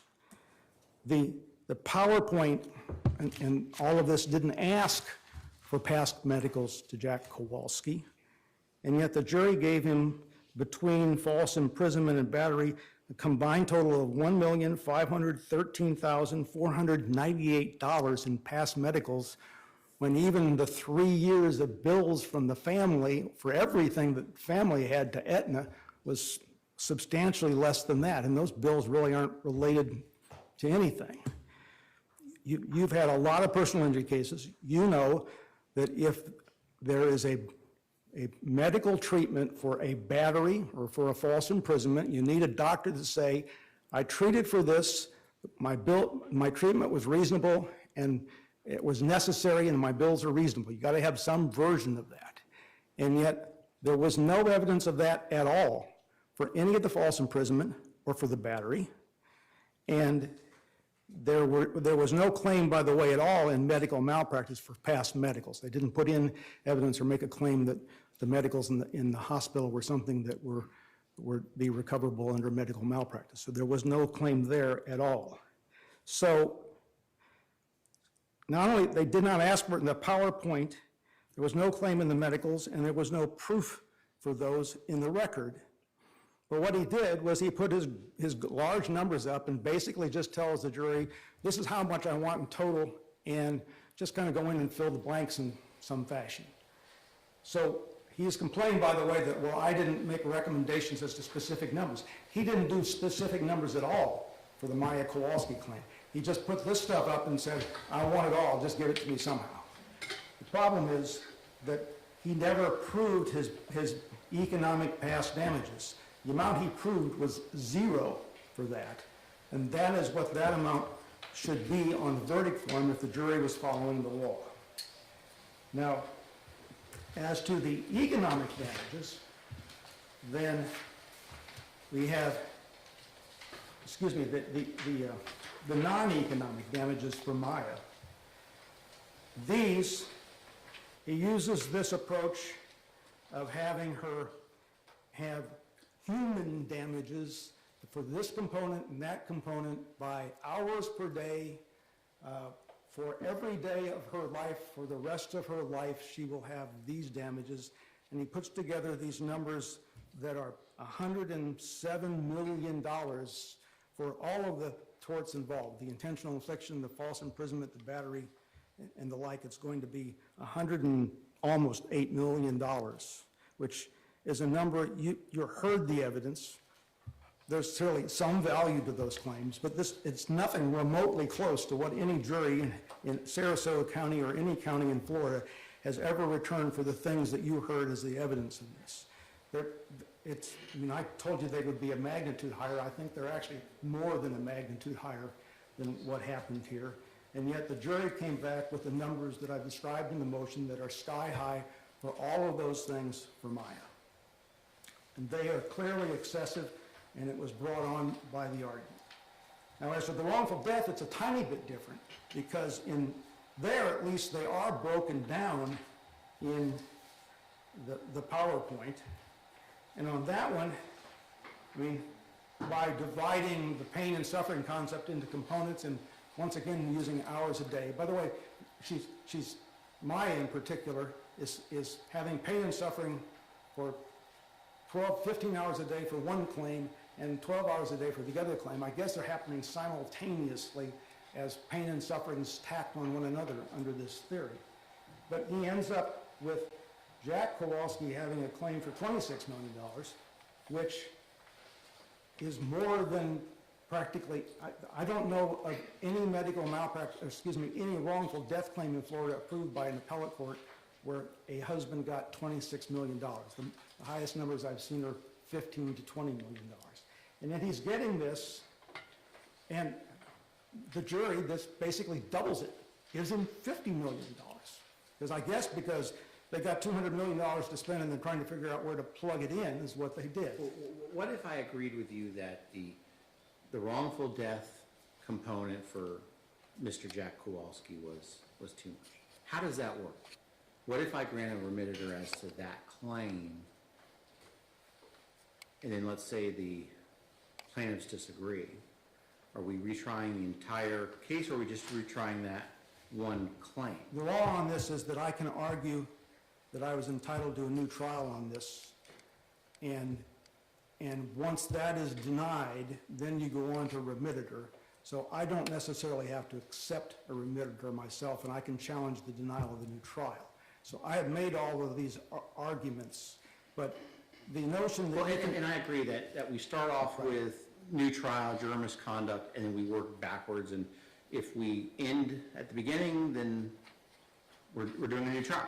If we get farther down the road, then it depends on where we are. I get that. So, But it's for the sake of argument, and just for the sake of argument, this is obviously not a ruling. If we're in this space where I'm talking about remittitor and having denied everything upstream. correct. So how does that work if I grant the remittitor relative to wrongful death as to the survivor, Jack Kowalski? Well, the theory generally is that you think the jury was in, it's easier to do, by the way, with economic than non-economic, number one. But with this, the jury was in the range, and I'm going to adjust it by downwards by 20%, or sometimes upwards by 20 or 30%. Judges will do, because you can do it either direction. And you could do it here, but it's $50 million. You'd have to drop off $40 million off this thing to get into a reasonable range for this, or at least down to $15 million of the maximum amount. Well, theoretically you can do this. The law also says you're not supposed to become the sole juror or the seventh juror making these decisions, and because these numbers are so far off the mark, Well, I'm telling you, if that's what if you deny everything else, I want you to do this, I got to tell you that I don't actually think this case fits the scenario of a remitter because of that. Well, I need you to assume that I've denied everything upstream, and we are talking remitter. Right. So And I've I given want to try to numbers. focus on that. Yeah, and I've given numbers in my motion as to numbers that I think you should use for that. And I don't have them memorized, so I'm not going to give them to you. But you would have to come up with what you think was essentially the maximum legal range in which the jury was free to operate in awarding these amounts. And then mechanically, how to do that, you'd does also that have- work? You know, you sit down and use the,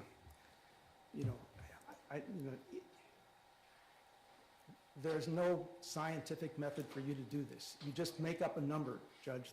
That's the problem with remitters, is that they reach a point where it's not a judicially normally based decision process. But if you do it, you're just going to have to say, well, maybe I've watched Sarasota County cases in wrongful death. I've got a sense that husbands normally get $7 to $8 million in a case like this, and that I'm going to stick with that range because that's the appropriate range for this case. That's how you would do that in this kind of case. And then assume I did that, and I'm not saying the number, but Yeah. assume I did that, then the plaintiffs would have the option of accepting or rejecting. Yes.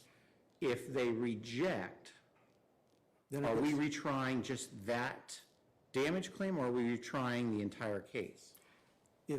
If you were convinced that this didn't show damage, that it didn't impact everything, and you rejected all the other motions that I've made, we would only be retrying damages at that point in time. As to that claim and not the That other claims? claim and not to other claims.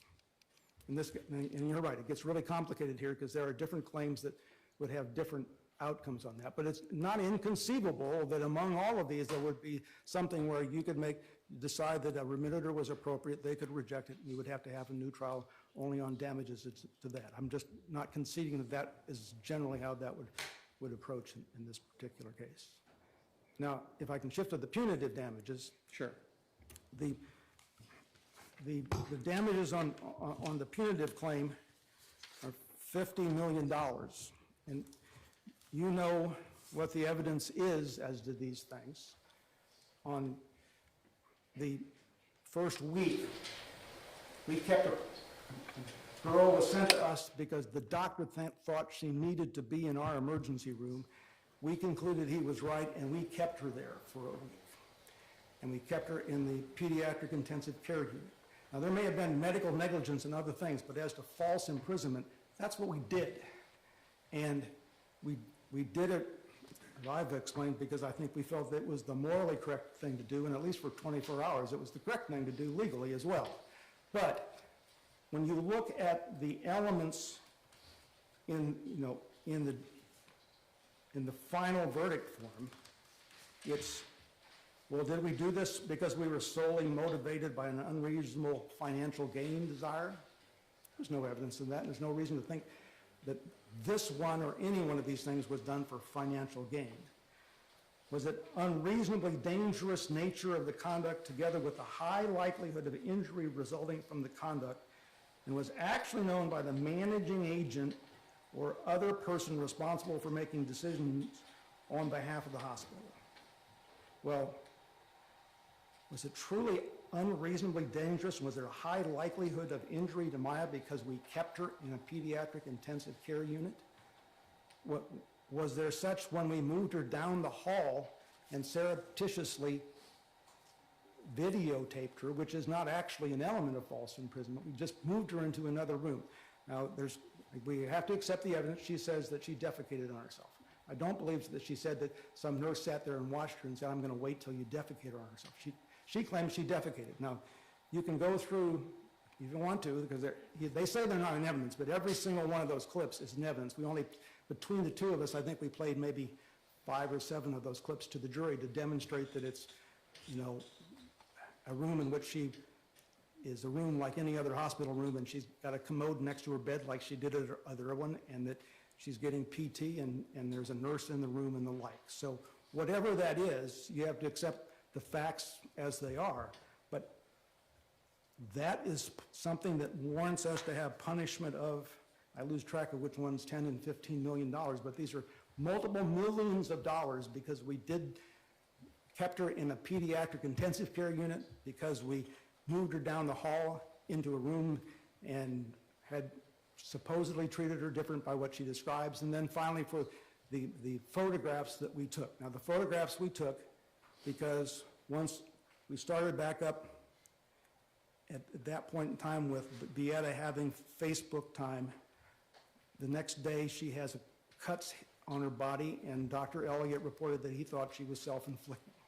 And that the record shows, risk management knows that we're worried that she's now self-inflicting and mom's talking to her, and they wanted those pictures taken before and after she went. But isn't the evidence also that the lesions are symptomatic of CRPS, and so don't I need to assume that those lesions are What you have to assume for this case, for this part of it, and maybe he was negligent in that. If he comes back in here today, he's going to tell you those aren't CRPS lesions. That's what he believed, and that's what he told the jury he believed. And so maybe that's a negligent misdiagnosis, but was that something that was done at the level of intentional misconduct for punitive damages? So on all of these things, when you compare what we did to the tests, these numbers are multiple times higher than they should be. Should I also consider the evidence that was presented that the hospital did not believe Maya? I mean, how am I supposed to factor that, Mr. Altenberg? I'm looking at a cut on the forehead that looks to me like a scratch, to be honest with you. I'm not a doctor, but I mean, it's not necessarily that they disbelieve this little girl. I mean, she's there, they think in part for psychological reasons. It's not necessarily that she's doing things intentional in this situation. But I mean, you can factor that in, but if you do factor that in, that makes it $15 million or $10 million or $50 million for these things. That's an enormous amount of money for factors, for things that, for which there's, no evidence that she got medical treatment before. We've suggested that she probably ought to have some psychological therapy that she's never had in this case. But whatever that is, these are not the kinds of things like, the tobacco companies get hit for $10 or $15 million, but they knowingly, intentionally hid from the fact that they were selling a product that was going to cause you an addiction that could lead to lung cancer. That's the evidence in those cases.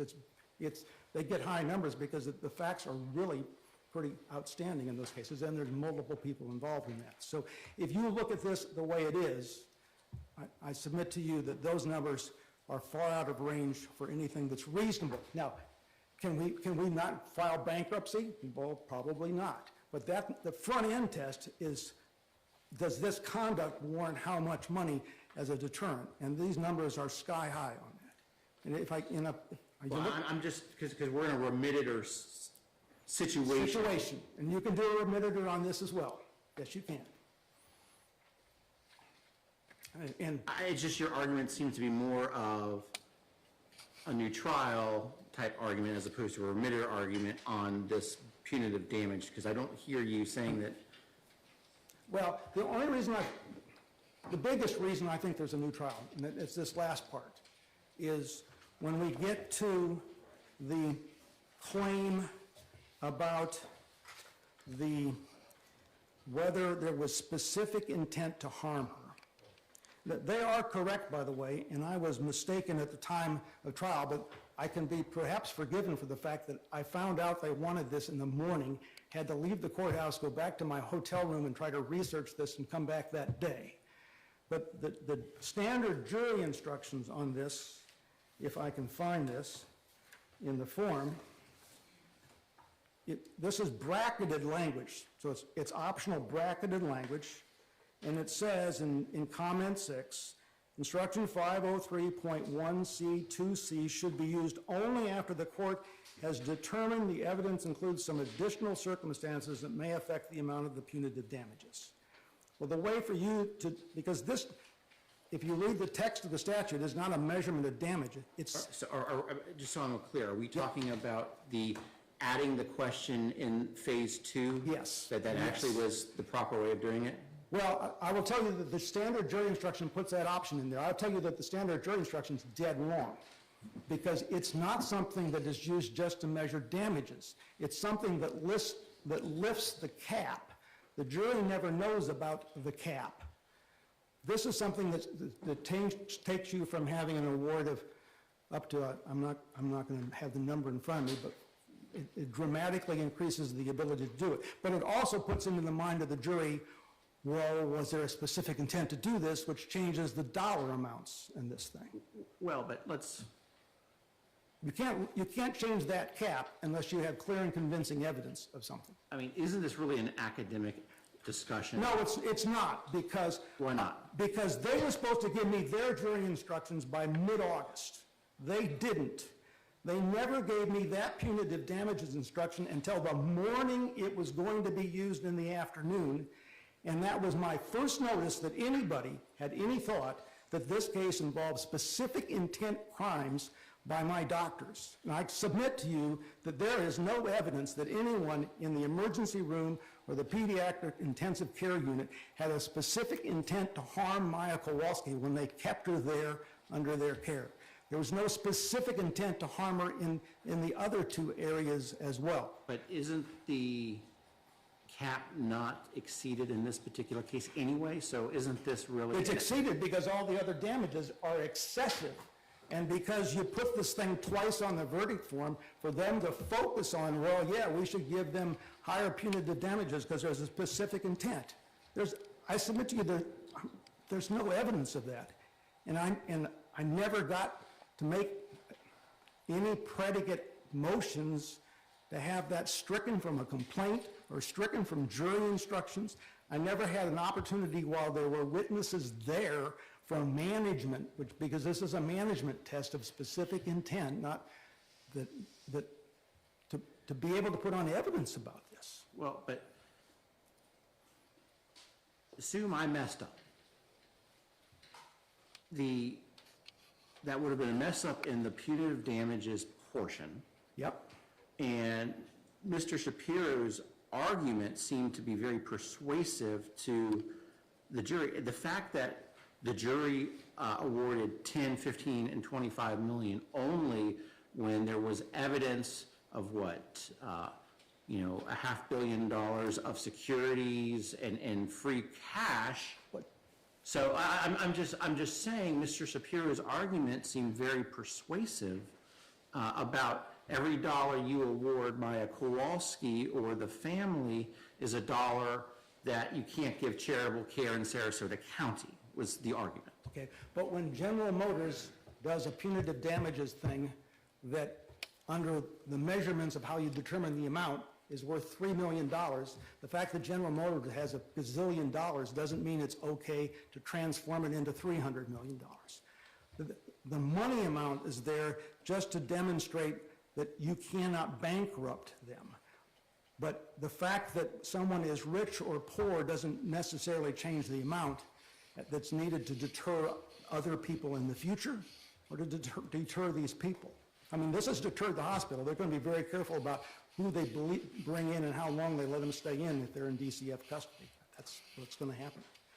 We could have discharged this girl about the same day as the shelter order.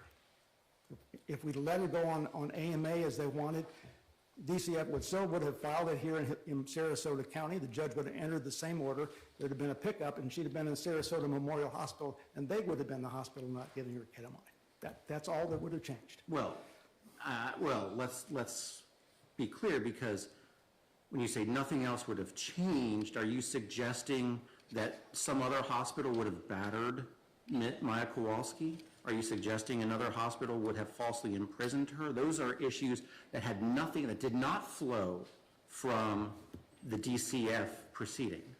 So, I mean, that's what your argument seems to be. No, my argument is on that for deterrent purposes, you've got our attention. It's just unfortunately it's going to have adverse effects on this. because we don't think we falsely imprisoned her by moving her down the hall or keeping her safe in a PQ. Admittedly, those photographs are not pretty, and maybe we should not have done that, but I do not believe that rose to the level of punitive conduct as compared to compensatory conduct. Thank you, Mr. Altenberg. Who is quoting from the plaintiff's side? Yes, Your Honor. Based on the court's question at the start about the damages to Jack Kowalski based on the wrongful death, I have an answer for the court. If the court noted the jurors were all, from my view, and no offense to any of the female jurors, they were between the ages of late 40s, maybe mid to late 40s, and into their 70s. I submit to the court that these folks know what it's like to grow older and the challenges that are ahead of them. Now, the court's familiar with the law, but there's a quote out of Hawk versus Seaboard Coastline I think is appropriate. Damage for mental pain and suffering is one of the late developments in the law, and its potentialities are not restricted as they formerly were because so much has been learned of the evil consequences that flow from mental injury. And that's back in 1989. The reason I think that's of interest to the court is please remember Dr. Brewerton's testimony, which I think was reiterated by another psychologist, he's a psychiatrist, that PTSD actually forms a lesion, a permanent physical injury to the brain, which was never going to change and never going to heal. Now, I would like you to keep that in mind with the idea that from the jury's perspective, now Jack Kowalski was faced with should have been the greatest part of his life, trying to get his kids along, but with a wife that loved to do the same things he did. They got along well until this. They had built a great life together. They were happy. They had it all. And then that's when all this stuff came in. So the jury then is looking at somebody who not only loses the ability to live out some of the best years of their lives, and he's not an old man by any means. He's in, I think, his late mid-50s. But my point here is, Judge, they understood the waking up in the middle of the night, wondering, who's going to take care of me as I get older and the kids are out on their own. Taking care of a daughter that has a very, very difficult disease to deal with, which is so uncertain, and having two kids with deep-seated now psychiatric, psychological problems. So his loss of Beata was based on a 2023 jury looking at what we pay now in this country, in this state, for different things. We'll drop $100 million to get a kid out of a hole. I mean, I sat through the whole trial as well, but let's talk about the mechanics of remittitor as it relates to Jack Kowalski's wrongful death claim as a survivor. And Yes, if sir. the court were to grant a remittitor, how does that work as to that claim? I hadn't researched it as closely as my appellate counsel could probably speak better to it, but I would understand. I mean, I'm here, and that's the question that I've got. Honestly, it would be better to have Mr. Elliott. Mr. Elliott, answer that. why don't you tag in? I know I'm violating the two.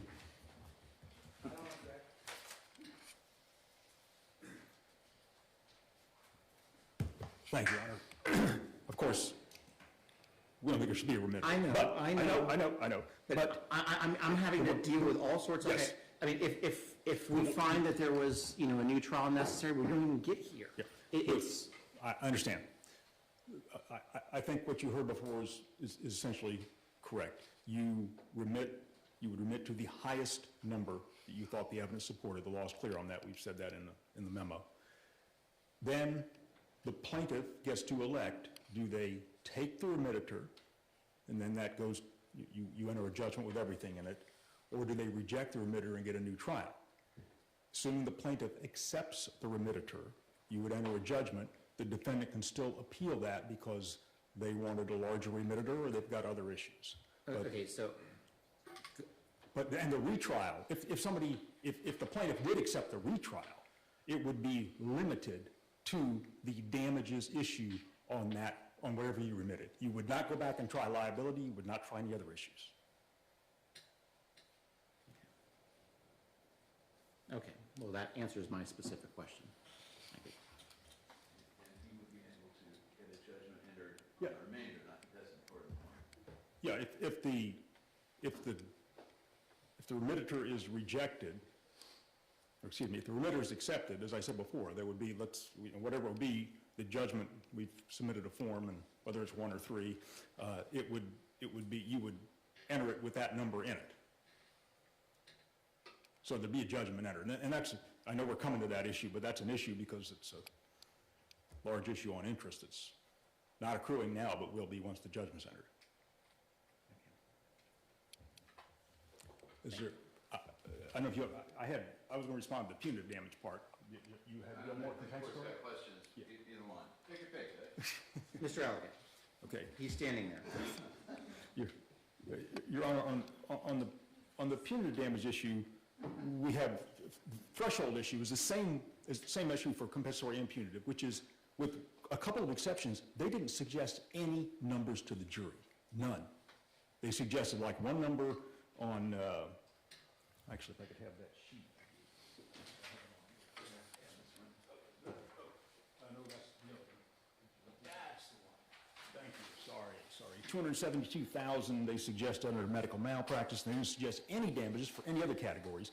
And then they suggested 500 to 1.5 for each plaintiff under the wrongful death count. No others. And, you know, there's case law we've cited that says, well, if you don't give the jury anything to operate from, kind of hard to come in and say these are too much. I mean, they could have come in and said, you know, you know, and, you know, it's well recognized that you can have the per day, per hours, just a variation of that, and there's cited a case where they've done it. But if they thought that was crazy, they should come in and say, those numbers are crazy, do this number. So as far as the punitive damage numbers specifically go, they keep wanting to focus on the physical. You know, we weren't that bad to her physically. They just want to eliminate the mental part of this, the mental effort to break Maya and break her family, and in particular her mother. You know, that's what this was about in large part, and I think the jury got that. The results show they got that, and these all coalesce together. All these things, as far as for the things for Maya, they did different things, but they all came together to cause the situation she has, the damages she has, and that's, you know, to apportion those out. You know, they could have suggested some other way to apportion. There's nothing wrong with apportioning it. Those are, you know, if you have a typical situation, you have a one-car, bam, accident, it's done, that's it right there. That's not what we have here. We have things, different things over a period of time. And we analogize it to the situation where you have, you know, 2 injuries, and one's caused by somebody else, and the instruction is, well, if you can't apportion it, then you give it all against the defendant. I mean, here, we didn't have to get to that because it was just one defendant. As far as them saying we didn't know this was coming, their memo at pages 41 to 45 complains that, for a long while about Dr. Newberger's testimony. And he was talking about the intent and how bad their actions were, and that they were intending to harm the family. So they knew it was coming. That was there. And as we pointed out in our memo, and we argued this with regard to other things, you don't you don't plead every nuance of the case and every little thing you're going to try to get to when you set out to plead the complaint. So we think that was covered.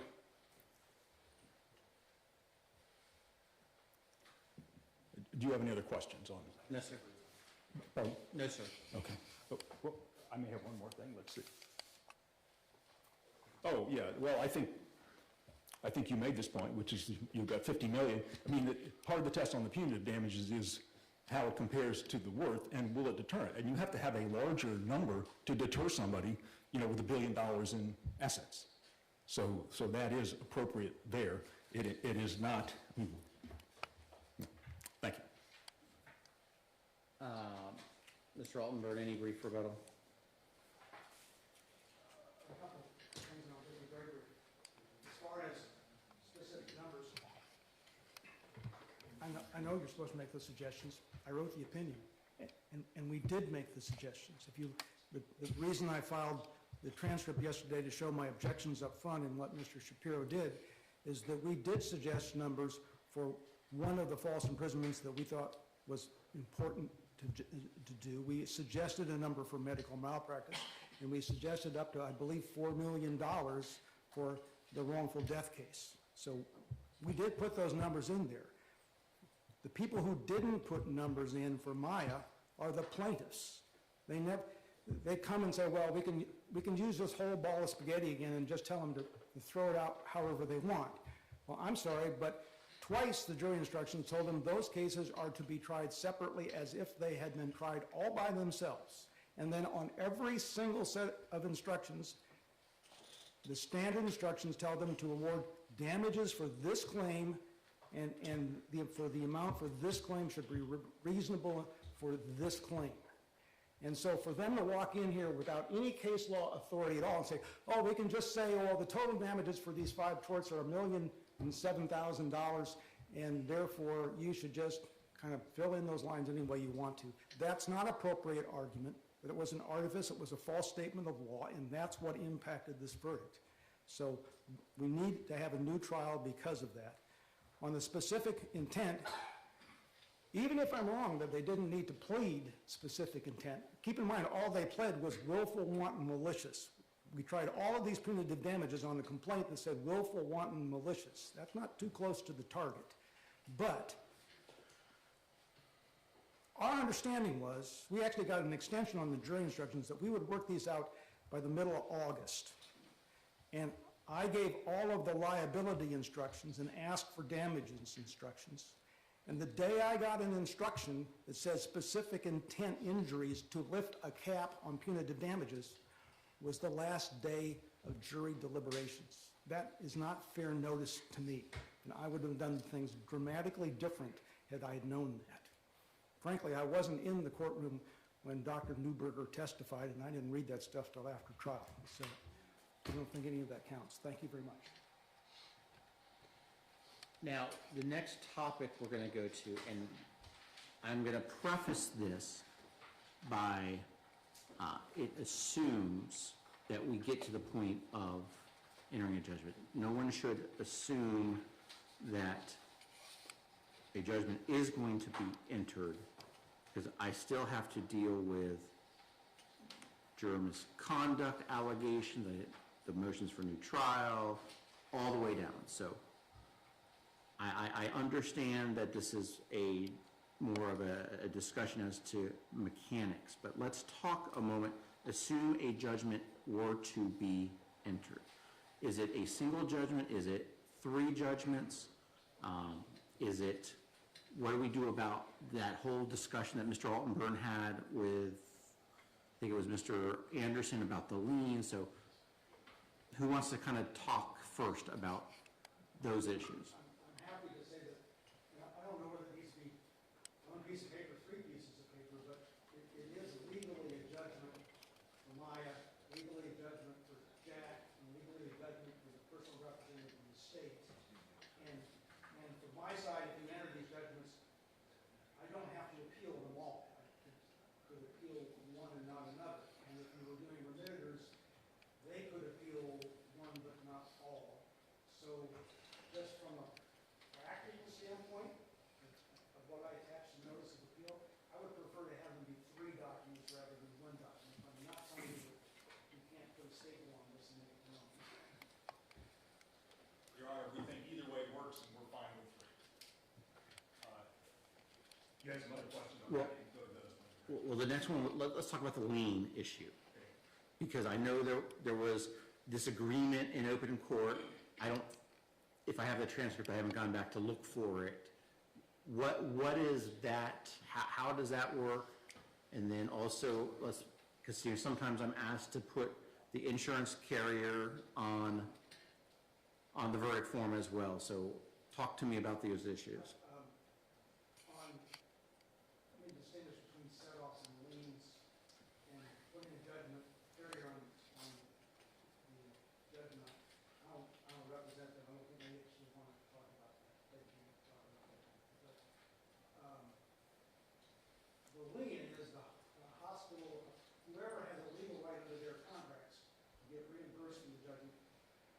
negotiate with and work out an amount to do that. And normally, the defendant's pretty well outside the picture on that, which is why I've never quite understood what that fraudulent insurance company is going to do, but it would be between them and the insurance company on that. I am entitled, if you actually found that there were proof of medical bills for those, for the false imprisonment and battery, if there was an award of past damages actually proven and that was there, I do have a right to come in on set-off and show that the insurance company paid, you know, a smaller amount than the amount that was blackboarded and get a reduction on that. The confusion here is nothing is blackboarded, so I don't quite know how that plays out. But finally, if you leave me liable, my client liable, for Dr. Smith, she settled for, I guess, $2.5 million, and I will be making some form of a set-off claim for that amount. I don't know the terms of the settlement, so I can't represent exactly how it impacts that. But if we're liable for her, then the fact that there's already a settlement for her is a factor that we'll have to resolve by a settlement. The medical bills, I'm talking about that set-off and Smith are the only two that I'm aware of on that. There's no other kinds of insurance that need that. Judge, I think this is a split again. I apologize. I think as to the lien amounts, that is a separate hearing. I think the court's question is, do I need to put any of the lien holders on the judgment, if that's what the court was asking? The answer to that is no, they're protected by statute. So we would have then a post-trial determination on how much they get paid back, but I don't think that really affects the judgment, right? That's something that we're obligated to do out of any recovery we make. Now, the second question then would be, as the liability carrier, in this case MCIC Vermont, and whether they go on the verdict form. Is that what the court asked? I don't know who the carrier is or if there's a carrier or not. I don't know. Yes, sir. There is, and the law is that under the non-joinder statute that once a verdict is reached, then they may be added to the judgment. However, there's a question about whether they asserted any type of defense to coverage, which my understanding is the only thing they asserted was as punitive damages, which they have a right to.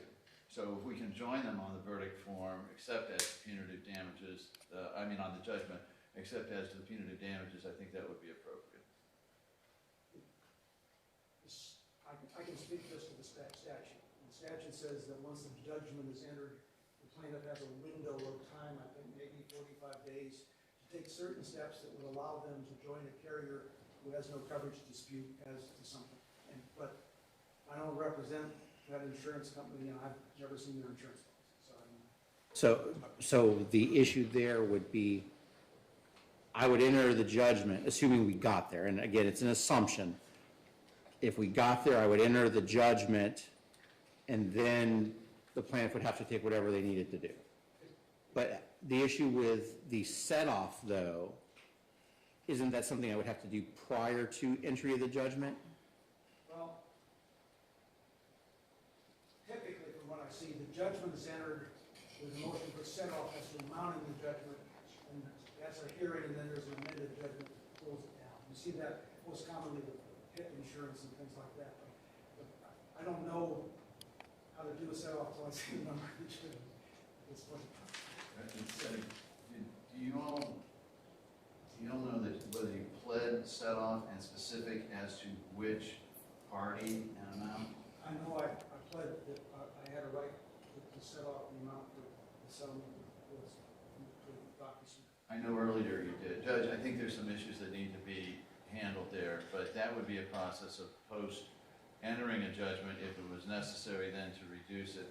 The entry of an amended judgment, I think we could probably find a way to do that without burdening the court with any more hearings. I mean, that's a pretty mechanical process. We know how much it is, so. You get into a bit of an appellate timing issue because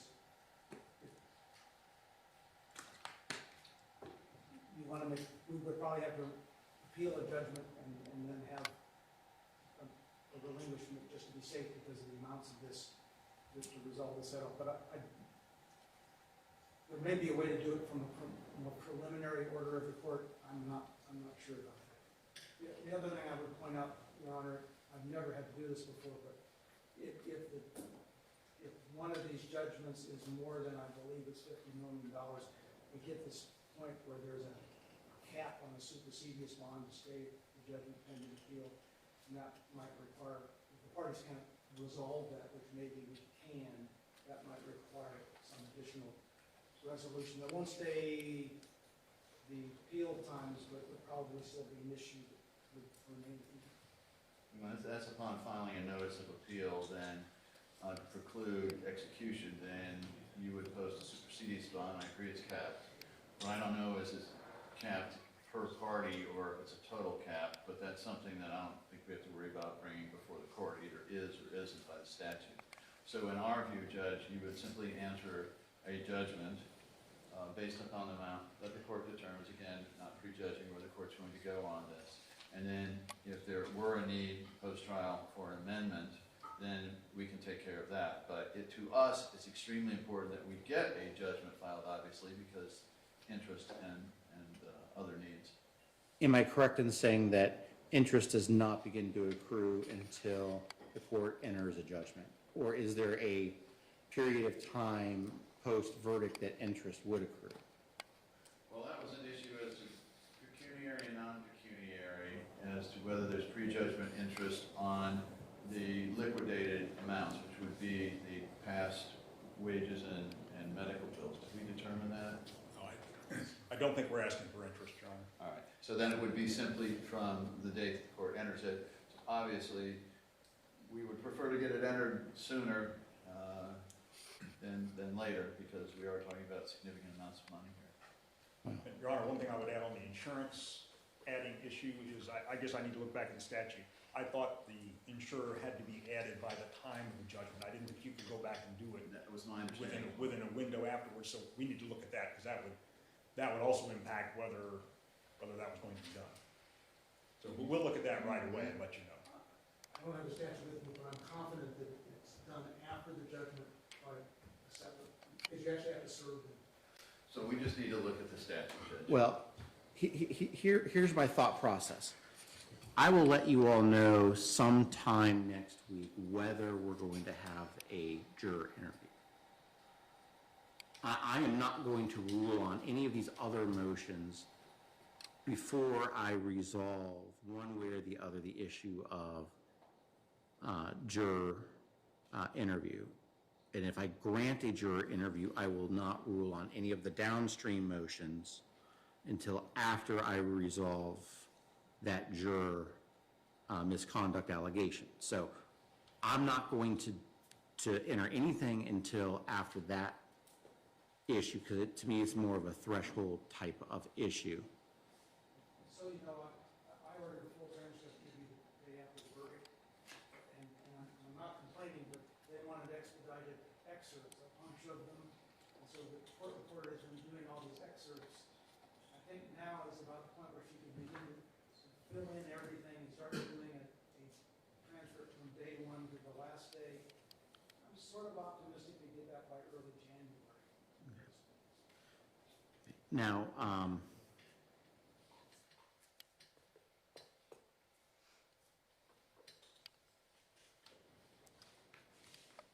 is there anything else about the topic of entering a judgment that we should or need to address? Because, you know, ultimately, if I am going to enter a judgment, whenever I resolve all of these motions, I'm going to want to do it as soon as possible. Obviously, if I grant various motions, there might not be any judgment, it might be a partial judgment. You know, I just don't know how it's going to shake out, because I just don't know yet. So, but is there anything else that we need to address? And perhaps you all need to talk amongst yourselves about that set-off issue. Maybe there's an agreement. I mean, I know what I've seen in the paper, but I don't know if that's the true number or not, so. From our point of view, Judge, the only thing we can ask is the court set a timetable that say, by midweek, as the court stated, you're not trying to put any deadline on your ruling on the juror issue, but by midweek, we submit whatever answer we come up with on that point. I don't want that part to drag out. Wait a second, the answer, are you talking about the insurance issue and whether to add? Yeah, my hope is that you all can knock that out here in the next few days and just let me know whatever it is. Now, I'm assuming that there is a question of confidentiality relative to the settlement with Dr. Smith and her entity. So you're gonna have to figure out how we're going to communicate that information. Yeah, and the question is a matter of public record because of the state, being part of a state organization. And everybody knows basically what it is. Well, I mean, We'll tell you. right, but at some point, someone's going to have to formally tell me what it is. And you can't just pick up the phone and call me, because we don't do that. You have to file something in the court file, or somehow come to an agreement on how it's going to be done.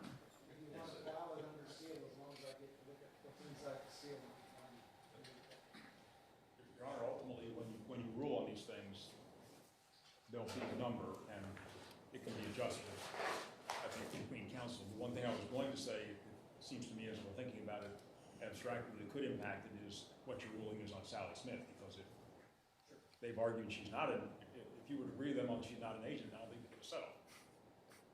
So is the plaintiff now saying she's not an agent, so that we don't have to worry about that if I get there? I didn't say that. I'm just saying, if you agreed with that, I think they wouldn't get set off. Okay. We can get a set off, just want a new call on medical malpractice. Okay. Conceding a point there. Look, let's just refocus in here. On the specific question about, I will tell you this. No matter what, assume for the sake of argument, I say there's no juror interview.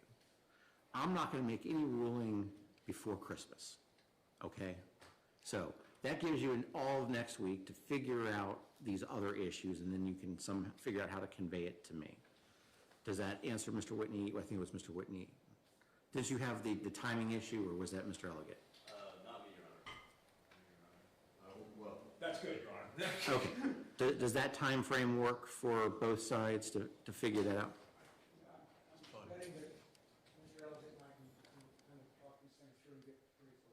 Well, Mr. Altenburn, I see you're packing up. We still have other things on the agenda.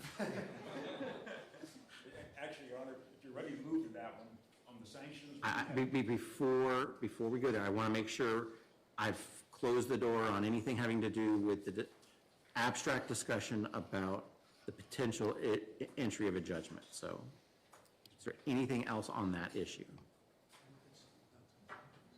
not for the plaintiff, Your Honor. Okay, so we are now going to move to the next topic. Your Honor, And- as far as the back and forth on the, let's call it the hospital jeopardy type issues, we've agreed between us to defer that, if that's acceptable to the court. Well, let me go over a couple of things first, because that's just one issue that we have labeled a sanctions issue.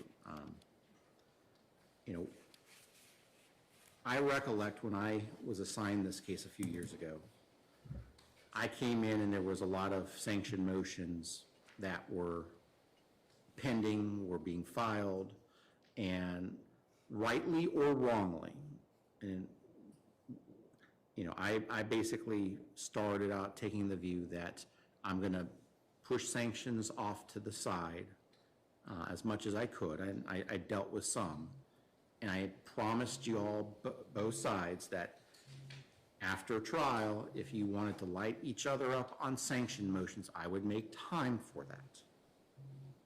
Now, you know, and I will tell you my thought process then was, well, once we have a resolution of the trial, I will then say, do you still want to light each other up with sanctions? And I made that offer, and so ultimately, if the answer to that is yes, I will keep my word on that. Now, I do know that the question of sanctions is going to be impacted by whether there is a new trial in whole or in part, because then we're back into trial mode.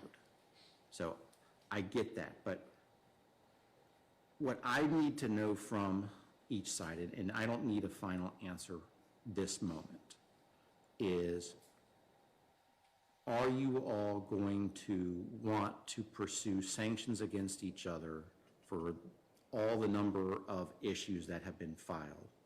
And then frankly, someone's going to have to come up with a roster of all of, I've got some that I know that I've put aside, but I mean, there's quite a few. And so, and it's both sides against each other, so it's not like it's one side only.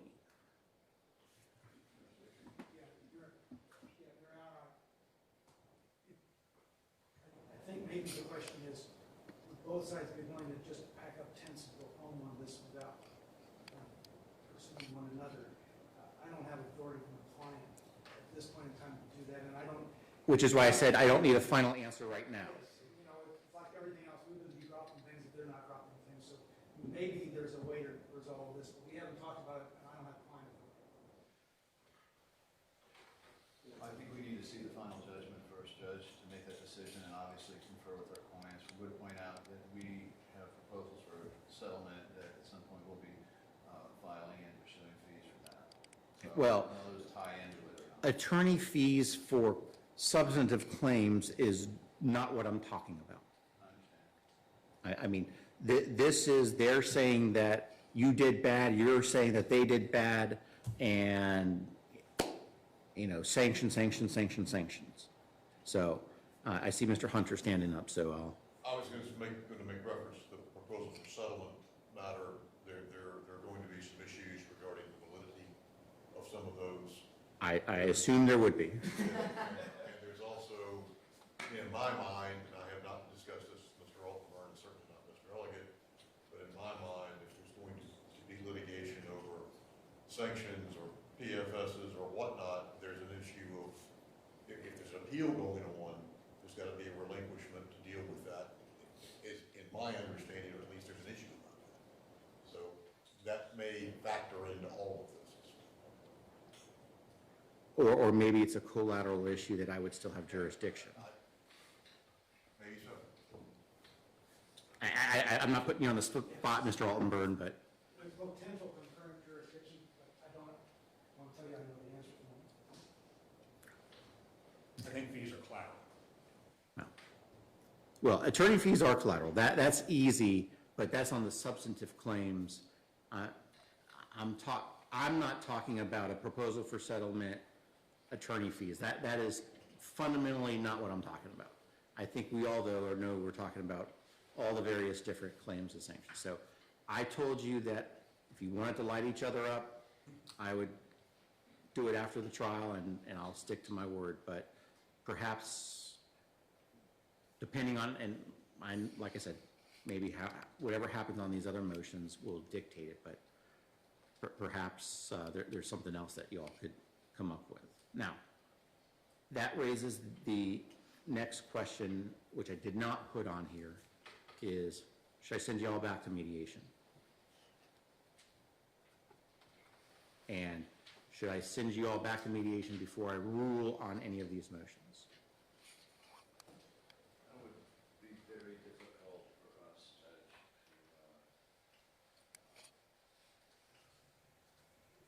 to make a determination on. We have been spectacularly unsuccessful thus far. Hopefully the verdict would change that. But I think that'd be difficult for us to do before we saw the judgment, from our perspective.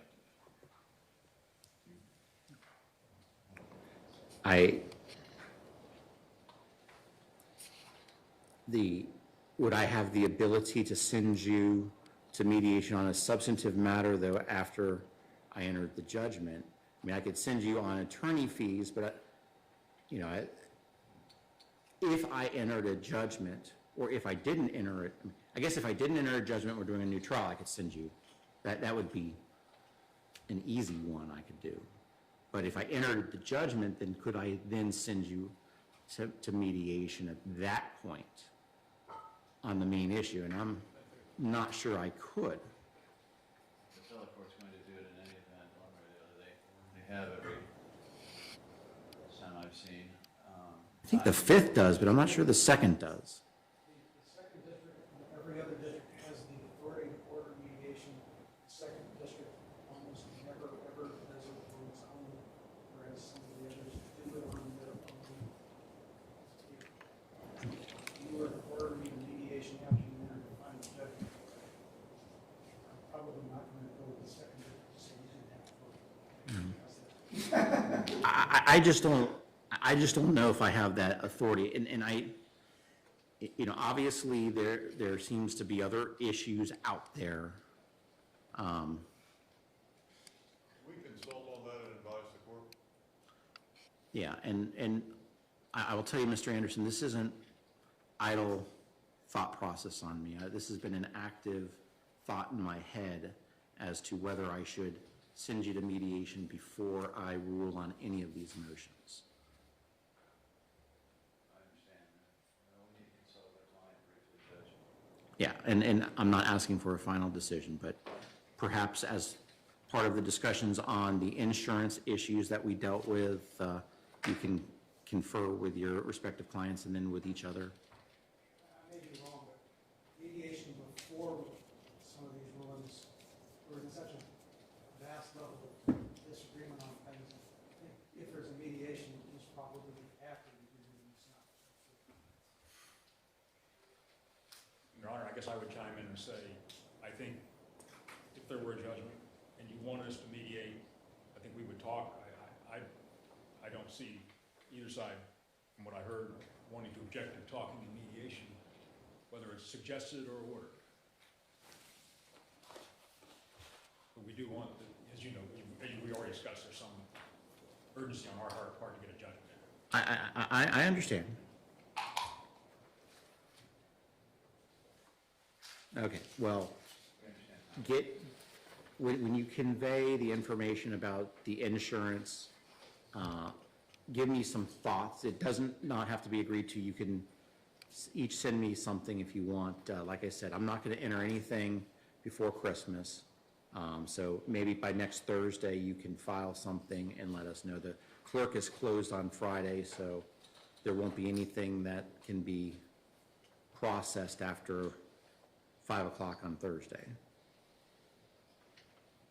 I have a case management note here. Is there anything that we need to otherwise address that we have not yet addressed today? Yes, Your Honor. Mr. Whitney? We have a motion to compel that we filed on the 6th. May I sit? You can sit if you want.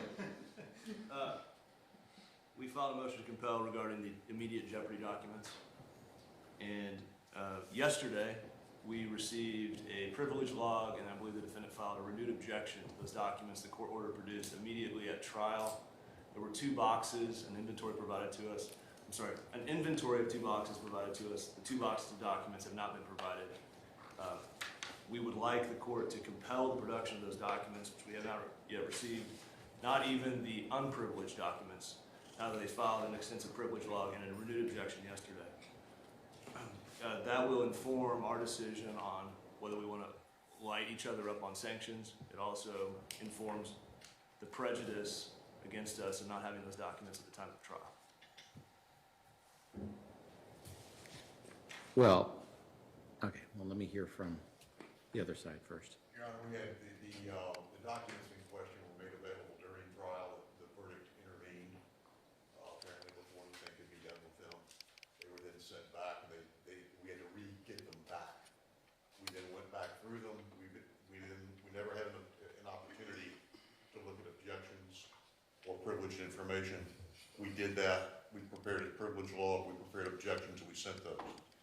We were trying to get them out as of last Friday or Monday. I was out of pocket on Monday. Mr. Hughes got ill. By the time I understood that had not happened, we had an agreement not to pursue matters related to sanctions at this hearing. So the material that is not objected to, that was ordered to be produced during trial, can be produced if that is going to move things along. I can get that to council either today or Monday, one or the other. But beyond that, we persist in our objection. We would like to have a hearing on that matter as it relates to the sanction motion.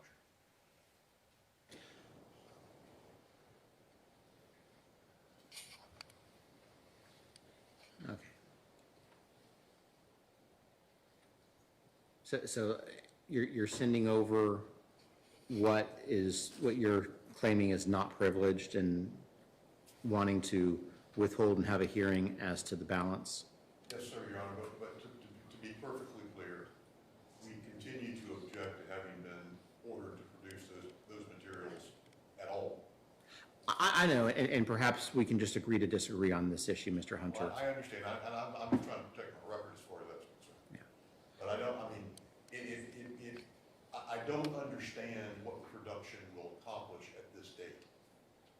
Be that as it may, we are prepared to do that if the court orders that, and subject to the objections that we've advised counsel on. Mr. Whitney, your side didn't file any motions for new trial or editor or anything else, so why do you need these documents if the court ultimately enters a judgment without any sort of new trial? For the reason I mentioned, Your Honor, it will inform, there's going to be a discussion between counsel to understand about the desire to pursue sanctions motions. It will inform our decision there. Why don't we, this is not a rule, and let me just throw something out and get both sides' thoughts. What if Mr. Hunter sends over the non-privileged documents?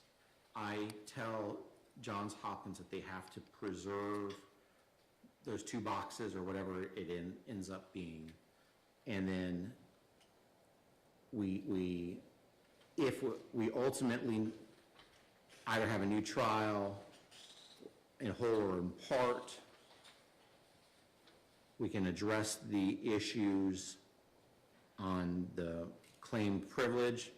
If I enter a judgment, then you can have a further argument as to look at this privilege log, these specific documents, and perhaps I just do an in-camera as to those few. But I tend to agree with Mr. Hunter, like, what's the point if ultimately I'm entering a judgment? And I hear your argument about the sanctions, and that probably is valid, but what about that, what I just outlined? That suggestion is fine with plaintiffs. Subject to our objection, Judge, I will withdraw. And I know in the first instance, you don't think you should have to turn them over at all. I get that.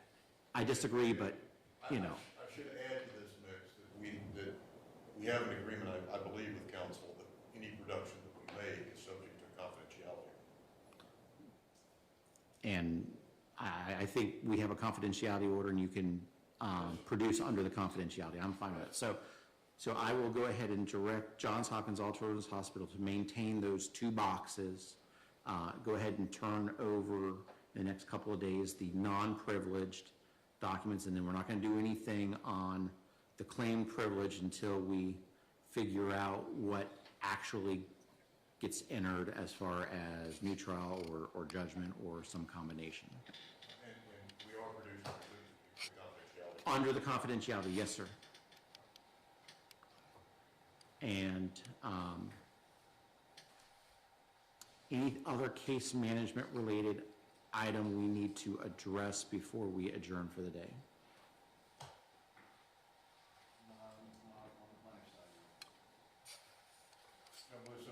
Okay.